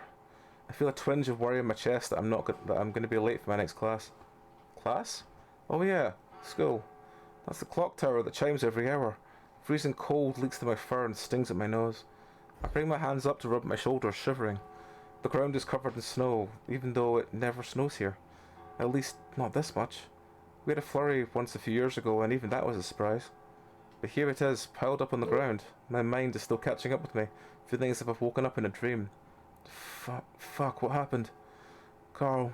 I was chasing after Carl on the road. It all comes back to me slowly. I was going after Carl after Jenna tried to... I hear clopping up ahead of me. My head snaps up, looking into the fog, unable to see through it. Hello? Carl? My voice echoes in the emptiness of the university. Pueblo University. It feels like I haven't been here in months rather than just a week. I rub my shoulders again before padding up to one of the buildings. The pain in the ankle now is a dull, throbbing feeling, almost like it's dead. That doesn't seem to be a good thing, but at least I can walk. It's just that I have to limp, feeling like I'm walking like a giant log instead of a leg. I focus on the building in front of me. I don't remember this one. In fact, I don't really remember any of them. The buildings are different shapes, just built with the same materials and colours of the building in the university. I reach out, grasping at the handle. It's locked. I stare at the door for a while, unsure what to do. More distant clopping on the sidewalk gets my attention and I start moving in that direction again. Carl? I call out more softly now because I'm starting to feel afraid of where I am. While I can't see anyone, the fur on my neck is prickling like I'm somehow extremely vulnerable. Yes, the only thing I know for sure about this ordeal is that nothing is as it seems, and for some reason, I don't feel like I'm in a safe place. You were never there for me, you know? I jump. Carl? The other response is silence. At least it sounded like Carl. Kind of? It was crackly and muffled, like it was coming through a phone. Oh, hang on, I'm just going to welcome to the... Has the stream just reset? 2 seconds, I just need to double check that the stream's not reset. It seems to still be going. Yeah, it seems to be going. Let's just be OBS being weird. It's fine that. We'll carry on. It's alright. Didn't see it. Cool. Thank you guys. Nice. It was crackled and muffled, like it's coming through a phone. I start to jog up the sidewalk and I notice I'm stepping through the snow, like it's not really there either. We're not going to hurt you. The voice comes right over my shoulder and I cringe and let out a yelp, stumbling in a run to turn to face whatever whispered into my ear. I stare at nothing. The same crackly mechanical sound to it. My fur is now standing up all over my body and I rub at my shoulders again, hugging my chest. A soft sound, maybe a footstep behind me, makes me whirl around into another direction to find more emptiness. I stifle a whine and start trotting up the sidewalk again. The place is different. Something about this place is dangerous. It's unlike the mansion or the cabin or even being next to that hanging guy. Something could hurt me here. I don't know how I know, but I know. Carl? My voice is getting more desperate. I've never felt more alone. Right now, more than anything, I just want to find Carl. You want me to be there for you. I jump, but keep jogging, basically hopping, with the way my leg isn't working at all. That's funny. The sidewalk starts to curve and I come along the school's pond. I whisper to myself, fuck, where are you? As I keep walking, the ground no longer feels smooth. Instead, I feel like little pointed bits of rock sticking to my feet pads, even though it's smooth pavement when I look down at the ground. I pass a little stone bench, one that Carl liked to sit at back when he was at school with me that first semester. I just can't, man. I wish I could, but every stupid fucking thing I say is so stupid. Trust me, man, it's not. I lift my hands up to my throat, shocked because I definitely didn't say that. My voice is coming through like the others, muffled, distant, from the direction of the bench. You don't understand. It's like I can't stop going over what I say to people, then I just worry about it for days after. Well, just don't. Just forget about it. Huh, right. Seriously, man, no one cares. Just don't worry about it, okay? Yeah, okay. I turn around, moving back the way I came, but I wanted to hear those voices coming from the bench. I move back to where I was and look around. The sidewalk branches off in several different directions. I have no idea which one to take. You weren't there for me. What? I stand there a moment, feeling the panic starting to rise. What's the matter, cunt face? I'm not gonna hurt you. That's not Carl. That's not me. I'm hearing things. I close my eyes, hugging my chest again, stifling my breathing. Softer clopping sounds coming from my left. I open my eyes and immediately move in that direction. Hey, we're just playing. I grit my teeth and mumble to myself. I was a kid. What was I supposed to do? There's no response as I keep moving. A loud pop makes me jump and I cover my head. What the hell was that? Was that a gunshot? I crouch on the sidewalk looking left and right but not seeing anyone. Was someone shooting at me? It seemed kind of far away. Whatever it was, just sitting here probably isn't going to help me. So I start moving again, a little faster, half bent over. To my left I see a football stadium rising up in the fog. I'd gone there a few games and a dance that had held in the field for homecoming. Dude, I'm not feeling very good. Wanna go back and play some? Come on, I told you not to be like this. Can't really help it, man. Just tough it out another hour. No, man. I'm gonna head back. Alright then. Alright, later. I keep going, whispering to myself, to Carl. Is that you, Carl? Can you actually hear me? No response. I keep going, listening for clops. When I hear them, I follow. After what seems like about 10 minutes, I come up with a smaller building, one with the path leads directly into. I slow my pace as I come up to it, staring at the door. I listen for a long while, but there aren't any more clops. I reach out and rest my hand on the handle, give a slight pull, expecting it to be locked, but it inches open smoothly. Staring for a while longer, I found the pull door open to find my old dorm room. Like most things in this nightmare, it isn't exactly the same. Actually, it's probably about 3 times longer, the interior of a stretched limo or something. At the very end of it, I see Carl spread out in one of the beds. It doesn't have a mattress on it, so he's just laying on flat board. Slowly, I hobble over to him. He's staring up at the ceiling, and I'm kind of surprised to see a slight smile on his face. Hey, Carl? Carl looks over at me, surprised. Whoa, hey dude, what's up? He laughs over the last few words. I stare at him. What? Are you okay? Actually, yeah, I kinda am. Are you sure? Move on over to the opposite bed, my old bed. Yeah, for the first time all week, actually. I push myself onto the bed, which is off the ground by a good 3 feet more than at university. My feet dangle over the edge. Is your ankle okay? I told you to wait, I just needed a minute. I frown. Seriously? You just left me there in a place with smoke monsters? Carl grimaces. Yeah, sorry about that. What happened? I slide around in the bed to face the ram, noticing that while we're tall, they're a lot shorter in length. Short enough that Carl's hooves stick over the edge. Well, Jenna tried to kill me. I rub my shoulder, looking away. Yeah, but you know she's not in the right mind right now. We're talking about how maybe John... Oh, it's definitely John. James tried to do the same thing to me. Yeah? I was gonna ask what that was like. Carl pokes the wall above his head, tapping it with his finger. Well, he basically just told me I needed to find some stuff out and keep lies from getting out, that he couldn't tell me why. I wonder what John's telling Jenna. Carl shrugs. I mean, it can't be good if he's a serial killer. Yeah. Almost another period of silence. I don't mind it. It kind of feels nice. Not at all like outside where I felt like I was in imminent danger. The only problem right now is that something smells kind of bad, but it's subtle enough that I'm not really bothering me. So, we were at university, huh? Yep. Wondering why. You hear voices out here? Out there? Yeah. Things go quiet again, and I wonder what the hell Carl might be thinking. He looks ridiculously peaceful. Okay, did you find weed somewhere? Because you're looking as chill as I've ever seen you. Oh, yeah? Yeah. Carl scratches his nose. Well, I guess I just realised some stuff. I wait, but he doesn't go on. Like what? Well, Chase, that I don't need you. I frown. What? Carl laughs.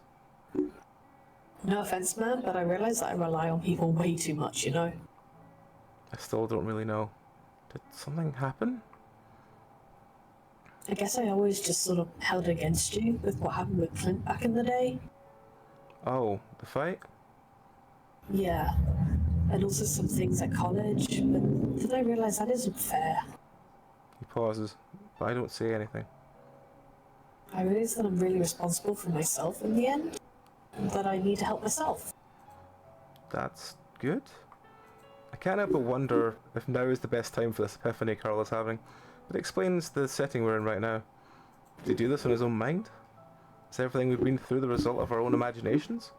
Carl sits up suddenly, rubbing the bed. And I'm sick of feeling like I have to do something important. That I need to be important. He turns on his butt to face me and spreads out his hands. Because I'm not. I'm not important at all. I'm a rich-ass, spoiled little shit, and that's about it. Come on, Carl. No, it's a good thing. I'm happy because I realise that I'm okay with that. Carl smirks at me. I want to go to college, but I want to get an art degree. Then I want to get a job and I can halfway stand and play games in my free time. He stares at me and I stare back. Oh, okay. Carl laughs again. I know this sounds stupid, but realising this, it just feels good to feel comfortable in my own skin. I haven't been comfortable for so fucking long. Oh, that's good. I try to smile for the ram. But I mean, we need to get out of here if you're gonna do anything. Yeah. It's weird that I'm feeling this way right now, but what isn't weird here? Carl reaches up to the wall again, feeling it carefully. Anyway, when I said I didn't need you, it sounded fucked up. And I still love you, man. Yeah, I love you too. But I need to say it out loud, I guess. I don't need anyone to make me feel okay. I just need to be okay with myself, and I guess I am. I give Carl a weak smile, not sure what else to say. It sounds cliche, huh? But it's true. I mean, I'm just happy that you're okay. You ran away so suddenly. I had another panic attack, almost as bad as the one I had here. Carl points over to the opposite end of the room at the desk. I came back from that stupid dance and had a bunch of homework to do for that computer programming class my dad made me take. I don't know, having that bad experience at the dance, then trying to figure out programming I didn't fucking understand, something cracked. Carl looks over at me. When I got back home, things were worse than they'd ever been. Then one time I dropped acid and thought I'd killed you. I made a face, but Carl waves his hand. Long story, but then I thought that was a sign that maybe you were the one that was holding me together all that time. Carl, I had no idea. Yeah, how are you supposed to know? I didn't say anything. And when you came back to Echo, I thought maybe I could pull myself together with you there. Carl grins. Then after this hellscape thing and Jenna, I just got fed up with it, I guess. Carl shrugs. I don't know. I cracked again, but it's like I cracked back into place, and I feel okay now. That we're gonna get through this. I finally kind of chuckle too.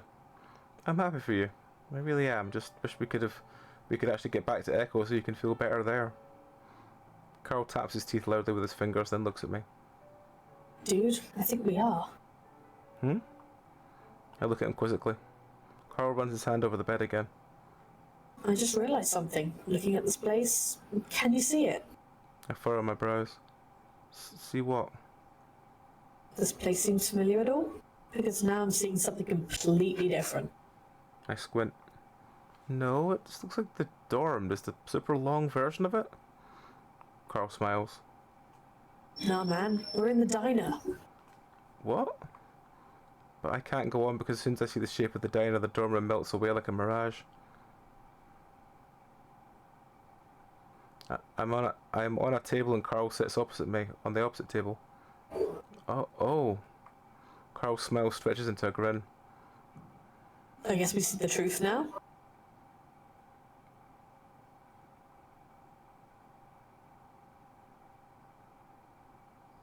So, we've been here the whole time? I gasp heavily, leaning on Carl as we make our way up the road towards the mansion. Looks that way. I think it all happened in my house. I look around me, in the darkness of the night. While a surreal feeling of dreaming is gone, I still feel like some kind of nightmare. Carl tried his phone the second we realised we were back, but it was dead. Here outside, no one is around, though we did see a few bodies in the middle of the road. What the hell is happening? I think everyone's gone crazy. Carl seems to be mostly talking to himself. I remember seeing Janice running through the streets just before everything went to shit, and I'm inclined to think she's right. Should we maybe go to Leo's place instead? I don't know. Kinda wanna find Raven and Jenna, break them out of this first. I mean, she's still got that knife. Maybe she calmed down, then we can tell her and snap them out of it. Well, if you'd think the others would come find us or something. The fact that they haven't. Carl grunts in acknowledgement but doesn't say anything more.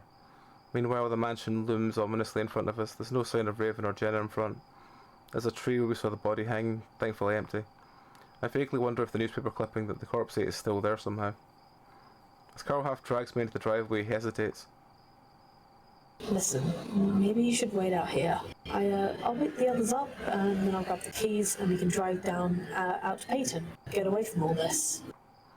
I laugh, despite myself. Yeah, right, after everything we've been through. Besides, I saved your ass when John went after you. Might have to do it again. Carl smirks. Yeah, right. But if he comes at us, I want you getting the hell out of here. Get into your car and get to Peyton. In hindsight, maybe we should have gotten my car from the motel and left that way instead. Carl shrugs.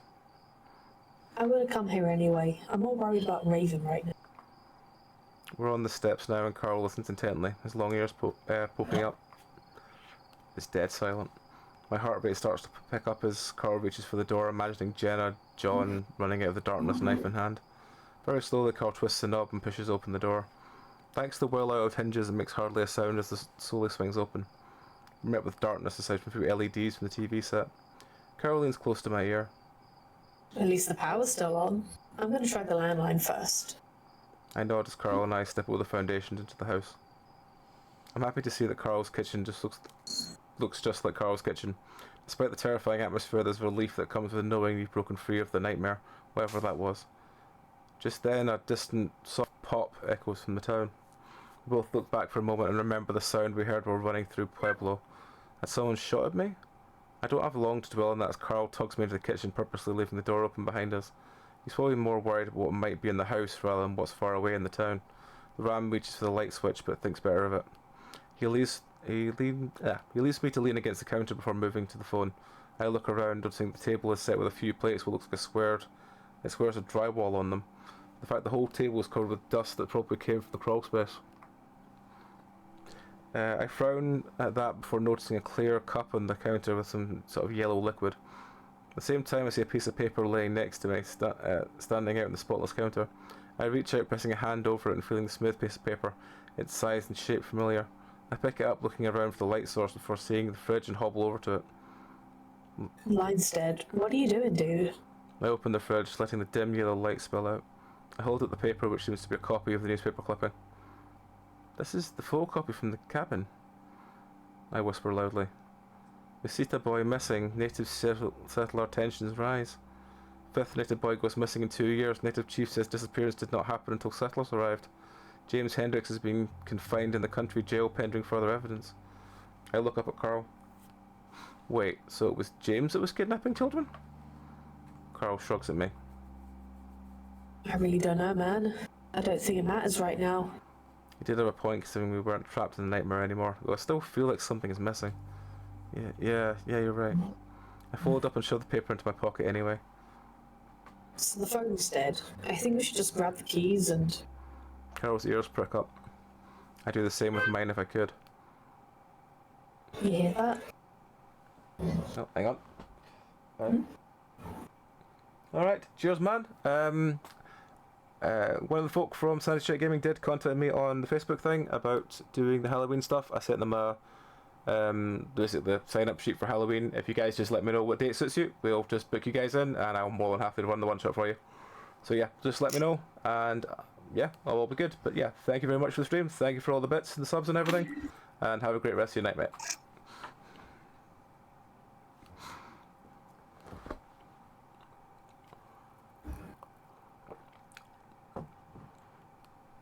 Just wait in case we get a response before I carry on. Right, let us carry on. Did you do that bit? Yep. No. Carl moves to the stairs. Stay here. I'll be right back. I whisper. What? I'll be right back. I think I hear Raven. I bite my lip. This is the new boost of confidence that Carl's gotten is great and all, but the hero complex is about to get him killed. I follow the ram to the top of the stairs, watching him about to start downwards before jabbing him in the back with my knuckles. Looking back into the almost as dark kitchen before making my mind and hopping down the stairs after the ram. He jumps. Holy shit, you scared the hell out of me. Carl also whispers. Well, fuck you for thinking of leaving me up here. I told you outside we're sticking together. Okay. Just hold on to my shirt or something. Okay. With that, Carl starts making his way down the stairs with me limping behind. Slowly but surely I start to hear something too. It's muffled and quiet. It sounds very much like a voice. The voice is calm and reasonable. I'm pretty sure it's Raven's. Carl stops next to the door to our left where the voice seems to be coming from. Well, wait, maybe I should open it? If Jenna's in there, it's not as if she's going after me, right? Carl seems to hesitate in the darkness. I don't know, man. Don't worry, you'll be right next to me, right? There's a moment of silence again before Carl shifts next to me, to the sides of the door. Alright, just get behind me if she goes after you. I nod as well, even if you can't see me. I take a breath, staring myself what might be behind the door. Slowly I push it open. It's almost dark in the room, the weight room, I realise. This talking stops immediately before it turns into a whine. Oh my god, the door opened by itself, this is insane! I feel for the light switch next to the door and flip it on. There sits Raven, tied up to a weight machine what looks like several pieces of clothing. The few pieces of paper sit on his lap on the ground. The husky is staring right at me, but there's no sign of recognition on his face. There's no sign of Jenna either, thank God. Raven? Oh god, it knows my name! Raven starts writhing around in his bonds. Mr. Ghost Thing, what do you want? Want more money? Honestly, I don't have very much money at all. I work at the mall. Carl pokes his head in too. Hey Raven, can you hear me? But Raven keeps babbling on about his job. Carl frowns and shifts past me into the room. I stand in the doorway looking back into the hall, but only see darkness. Raven's still chattering when Carl reaches out, resting a hand on his shoulder. The shriek that Raven lets out makes my fur stand on end. Oh my god, no, no, no, no, no. Carl puts his hand into the husky's mouth, muffling his nose just a bit, and that's where Raven's eyes widen. Whoa, hey, Carl. He stares around wide-eyed. Wow, where am I? In my house, in my weight room. Are you okay? Husky looks at Carl again. What, how? Carl shrugs. We have no idea. I look back into the hallway just to make sure Jen isn't coming after me after all that shrieking, then look back at the other two. So it's that easy? We just had to touch him? Carl turns to me. I guess. It's like it really is just a dream or something. Hey, Chase. Raven is craning his head around Carl now. Hey, Raven. Raven stares around at the room again. Wow, you know, just a second ago, it was a really fancy looking bedroom. Had a bed and curtains and all that stuff. Raven, how'd you get tied up? Oh, Jenna, of course. She calmed down a bit, and I brought her into the house, but then she punched me. Carl sits untying the husky while Raven rubs the back of his head against the weight machine. And I fell down the stairs as she dragged me into the room and tied me up. Raven smiles sheepishly. Honestly, I probably could have fought her off, but facing a tiny, maybe little serial killer girl with a knife's just kind of scary, so I just did what she told me. That's okay. Do you know where she is now? I glanced back into the hallway, still nothing. No, she went back out. She did come back like 10 minutes ago, though, and shoved these papers into my face. Raven points the papers on the lap on the ground with a free hand. Carl gets started untying the bindings around the legs. Said something about these being the real letters, the truth or whatever. I limp into the room, partially because I don't want to get caught by Jenna if suddenly comes in, and also because I want to take a look at the two letters. They're short. One of them's about a paragraph, the other's only a few words. Because it's second nature now, I pick up the longer one and read it aloud. I don't know what to say after finding your dungeon. No, there are no other words for it, James. It is a dungeon. After all, finding the boy's body, finding out what you've done to it, there are truly no words, James. I only know why you were never satisfied with me. I only know now why you were never satisfied with me. All your sweet words could have turned to poison. I'm leaving you to the law and leaving this wretched town behind. I only hope that God has no mercy upon your soul. I pick up the other letter, placing it over the first. You are disgusting. I don't have James' letter, so I have no idea what John was responding to. I also don't know what to believe anymore. John or James or even the thing they were talking about could alter the notes left around the dreamscape. There's no way to even begin to piece together who is manipulating what. Maybe just because in the real world now there's certainly real, this could be the actual truth. I also noticed the collection of dust in these photocopy pages, taken from the scrapbook and stashed somewhere, probably the crawl space considering the state they're in. Is Jenna in the crawl space right now, searching for the letters? Raven finally pulls his feet out of the ropes, rubbing his arms. He nods at me. Said she wrote that one in jail after James had written to him. I gotta say, since the whole knife thing, seems she doesn't really know who she is. I fold up the letters, putting them in my pocket with a news article. I mean, she keeps on going about James and letters. Oh, hang on. I mean, she keeps on going about James and letters. Did she say anything else about the letters? Raven frowns, looking at the ceiling. She said something about not being able to finish the game because one of them burned and the other got eaten. I put a hand in my pocket. Well, I just found the one that burned on the counter upstairs. I don't think it burned, we just saw it burn. I think the tree outside the house, and Carl shakes his head. Doesn't really matter now that we're free of this shit. Let's get the keys and get the hell out of here. Carl starts on the last straight around Raven's ankles. I get up and limp to the doorway again, looking out towards the crawl space. In that moment I hear a whisper of movement down the hall. I limp out a bit more, watching the two tall layers slowly materialise out of the darkness. For a moment I see a young male fox in overalls in front of me. But then the imagery dissolves as Jenna slowly lit up by the light coming from the weight room. She's covered in dust in the crawl space. I'm startled but not scared because I know she can't see me. At least she shouldn't be able to see me, but her piercing eyes are right on me. She can see me. Maybe it's the fact that it's not Jenna after all. Maybe because she's completely possessed and John's looking through her eyes. Whatever it is, she can see me, that's clear because she immediately raises the knife and bares her teeth at me. I don't want the others getting caught by her, especially with Raven tied up like that. I need to give Carl or I a chance to attack from behind, depending on if she goes for me or takes a turn into the weight room. She's coming. I back out into the hall and away from Jenna, hoping to give one of us the advantage, but she's coming so fast. Otter, you're in on it, aren't you? With James, huh? Her voice rough and deep, unlike anything I'd heard from Jenna before. I realised then there's no waking Jenna up from this. It's not Jenna anymore, and John sure as hell isn't waking up. John lunges and I turn and run. The fox doesn't even glance up from the weight room as it comes for me. I limp and leap through the darkness, left hand stretched out, desperately feeling for the edge of the wall that signifies the stairs. I hear the fox breathing behind me, bumping into the walls. Finally my hand falls through nothing, and I turn sharply to run up the stairs. As I stumble upwards, I start to wonder what the hell I'm going to do. While I could try and go for the bathroom and lock the door, that doesn't exactly help out Carl. I can't stop thinking about the newspaper clipping that John's hanging corpse ate. If I can get that all the pieces that it wants us to get, maybe I can end whatever this is. My thoughts are interrupted as something cold goes down my back, followed by an even colder pain, just right on my spine. I gasp as I've fallen into water, but continue upwards. I can hear Carl shouting too at the base of the stairs. There's too much distance between me and him for the ramp to be any help. As I reach the top of the stairs, there's a loud thwack sound to the left of my head just as I stumble into the kitchen. A quick glance over my shoulder, I see John yanking the knife from the wall. Almost sobbing now, I jump limp my way to the front door, hearing John scream curses at me from behind. While I want Carl's help right now, I also don't want him to catch up.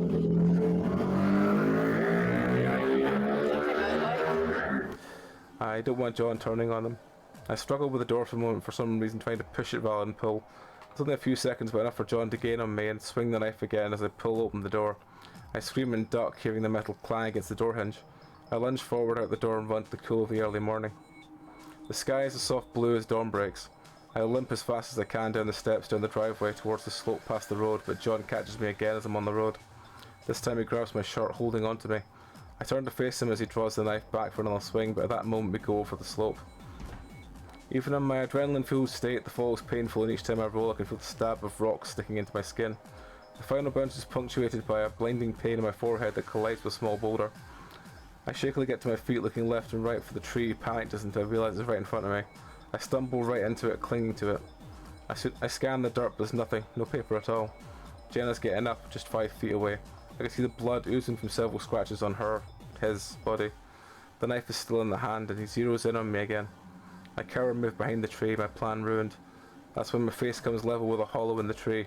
Automatically I reach in, feeling around, feeling mostly spiderwebs and twigs before Carl appears at the top of the slope.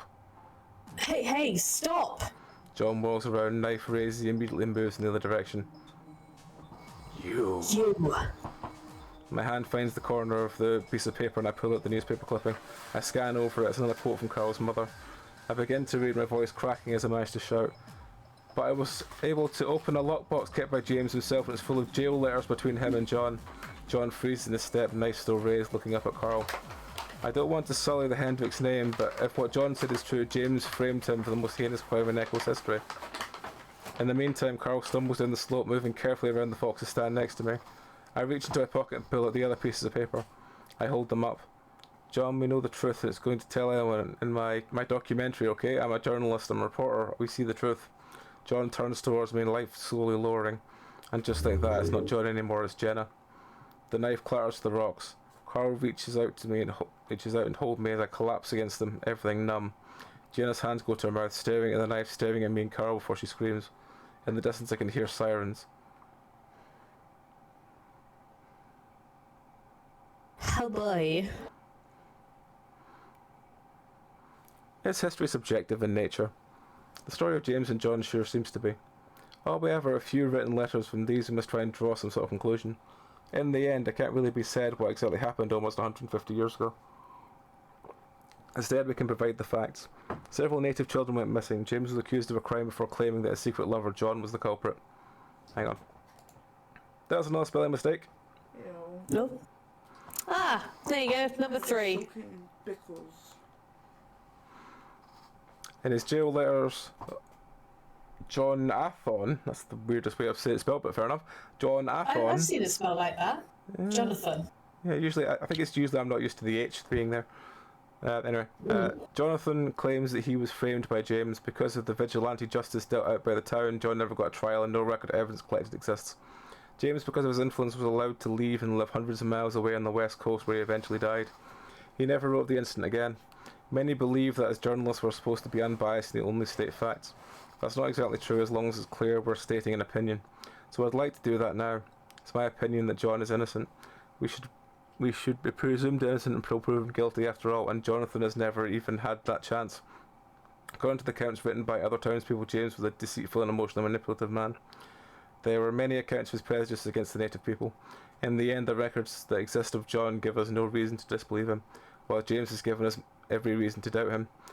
But because time's evidence worst enemy has been 150 years, the definitive answer will likely never be known. Like much of Echo, the story is lost to time.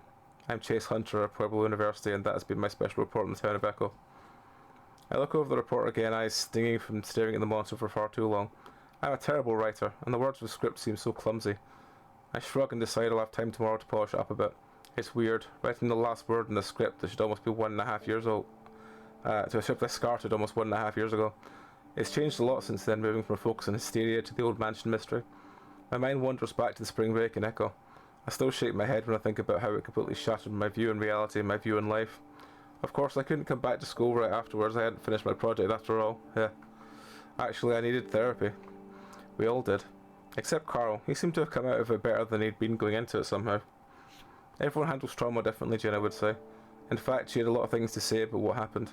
While she didn't come quite as unscathed as Carl, she's still tougher than me and actually went right back to school that summer.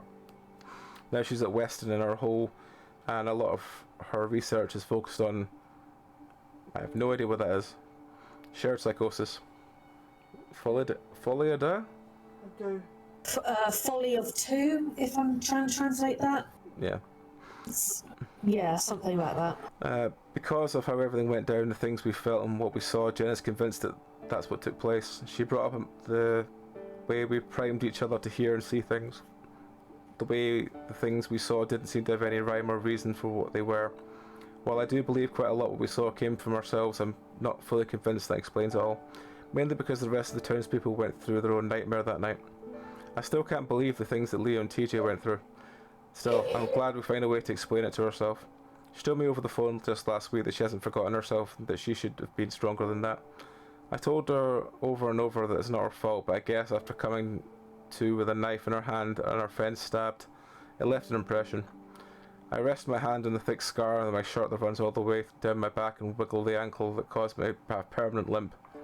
Still, this whole incident actually brought us closer, at least for Jenna, Carl and I. Hell, even Raven. It's still painful to think about Flynn, Leo and TJ, poor TJ, aren't even talking anymore. I guess it's the fact that we went through completely different things during the incident. Of course, we told the police that there was someone else that had stabbed me from the town descended into madness. Echo, a name now famous worldwide as a mass hysteria incident that truly brought a dying town to its ultimate end. At least in terms of being a failed town. While no one really lives there now, it's certainly become a tourist attraction.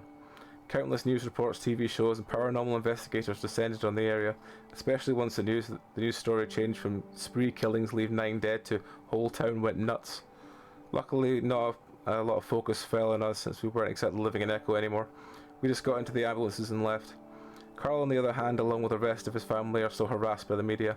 Carl's mom, Tricia, is a pro at handling the media, though. I still wonder about what exactly was stopped her from publishing her findings. I'll have to ask her sometime, considering I'm practically family due to how much I visit with Carl. In the end, the relationship I had with Carl in the dreamscape didn't exactly survive in the real world. Carl told me he didn't know where he ended and James began, and he rejected James's influence.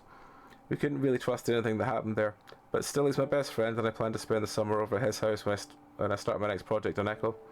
Yeah, I realise there's a lot more stories to cover over there, and I plan to uncover them. It's almost healing going back there now without any fear. My own little therapy. Guess I always ended up back there eventually. The sound of clops to my right makes me look up just to see the bulky ram fill the frame of the doorway. Carl leans against it, rolling his eyes. Dude, you told me you're gonna work on that tomorrow. I smile and rest my chin in my palm. Let's just give it a quick once-over before we film. Yeah, sure. Anyway, I'm going for some pizza. You coming? I'm not really hungry, but taking my mind off Echo for just a little bit sounds good. Carl always cheered me up anyway. I nod over at the corner of the dorm room where Carl's papier-mâché sculpture of a tortured-looking bird sits. Don't you have to finish that thing by tomorrow? Carl shrugs. I've got like 3 energy drinks in the fridge. I'll be good. Come on, let's get going. I want to meet Caitlin there too. I get up slowly, stretching out my back. Oh, I see. So I'm just your wingman. Carl smirks. It's not like that, dude. I'm just like hanging out with her. Let's go. Carl hangs in the frame, starting to swing himself out into the hall. Hey, Carl? Carl rebounds back into the room, leaning in towards me. Yo. Thanks for being my friend. I don't know if it was all the reminiscing about what happened in the spring before last, or if I'm still not over what happened, but Carl seems to understand. He smiles and reaches out a big hand towards me, which I grasp. Of course, man. And if you need to talk something, I'm here. Do you want to talk right now? I shake my head quickly. Nah, I'm good, just wanted to say it. Carl smiles. Well, thanks for saying it. Now let's go. Carl again swings his frame out into the hall. There's some loud clapping before I hear him shouting at someone and giving them what sounds like a high five.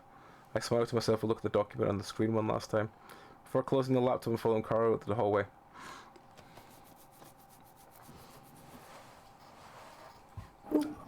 Interesting end. Yeah, a good ending. What is this?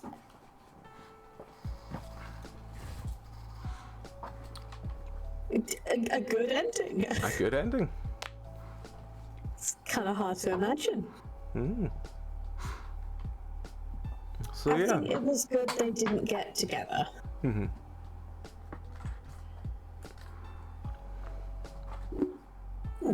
Something's happening in the pub across the road. There are rave lights in the window. Are you outside a rave, Rowan? I'm in my flat, which is apparently across the street from one. Like, Fair enough. flashing coloured lights. That's a bit weird. Haven't seen that before. Either way.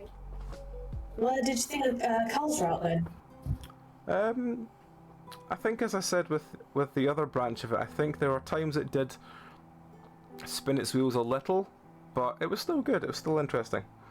It still kind of went away. I think, as I said, I preferred the storytelling style of Flynn's route, but it was definitely something different and something more psychological, I guess. Yeah. Yeah, you kind of worked out what was actually going on in the hysteria a bit more. Alright, well. Yeah. I'm going to take a quick 2-minute pee break, but then when we come back, we will do TJ. Or we'll start Yeah. TJ. Cool, Just need to remember which I'm one it gonna is. I get a think this cup one, of I believe. coffee. Yeah, that looks like Let me it. just get to Yeah. let's just get to the spin point. We could just skim past all of this because this is just fun having a fight with everyone. Look at you. How it's smooth. And I think, as I said, we will start TJ's route in a moment. To just getting back to the. Yeah, maybe put a save right on the Yeah, what I'll do is I'll overwrite the save on the actual question rather than having to. There we go. Right. Yeah, there we go. So if I overwrite that save, yes. So that save is now the one of choose the direction you're going. Yeah. So yeah, so we're at this I point. think So it's yeah, gonna be a good idea. I'll be back in 2 minutes. I'm gonna quickly just go stretch my legs, go grab some more brew, and we'll carry on with this and we'll start TJ's route. So yes, back in a moment, folks. I'm gonna get a coffee. Sure. That's Oh fine. my god, I'm up in the morning. Oh, kitty, he's just so cute, the pair of you.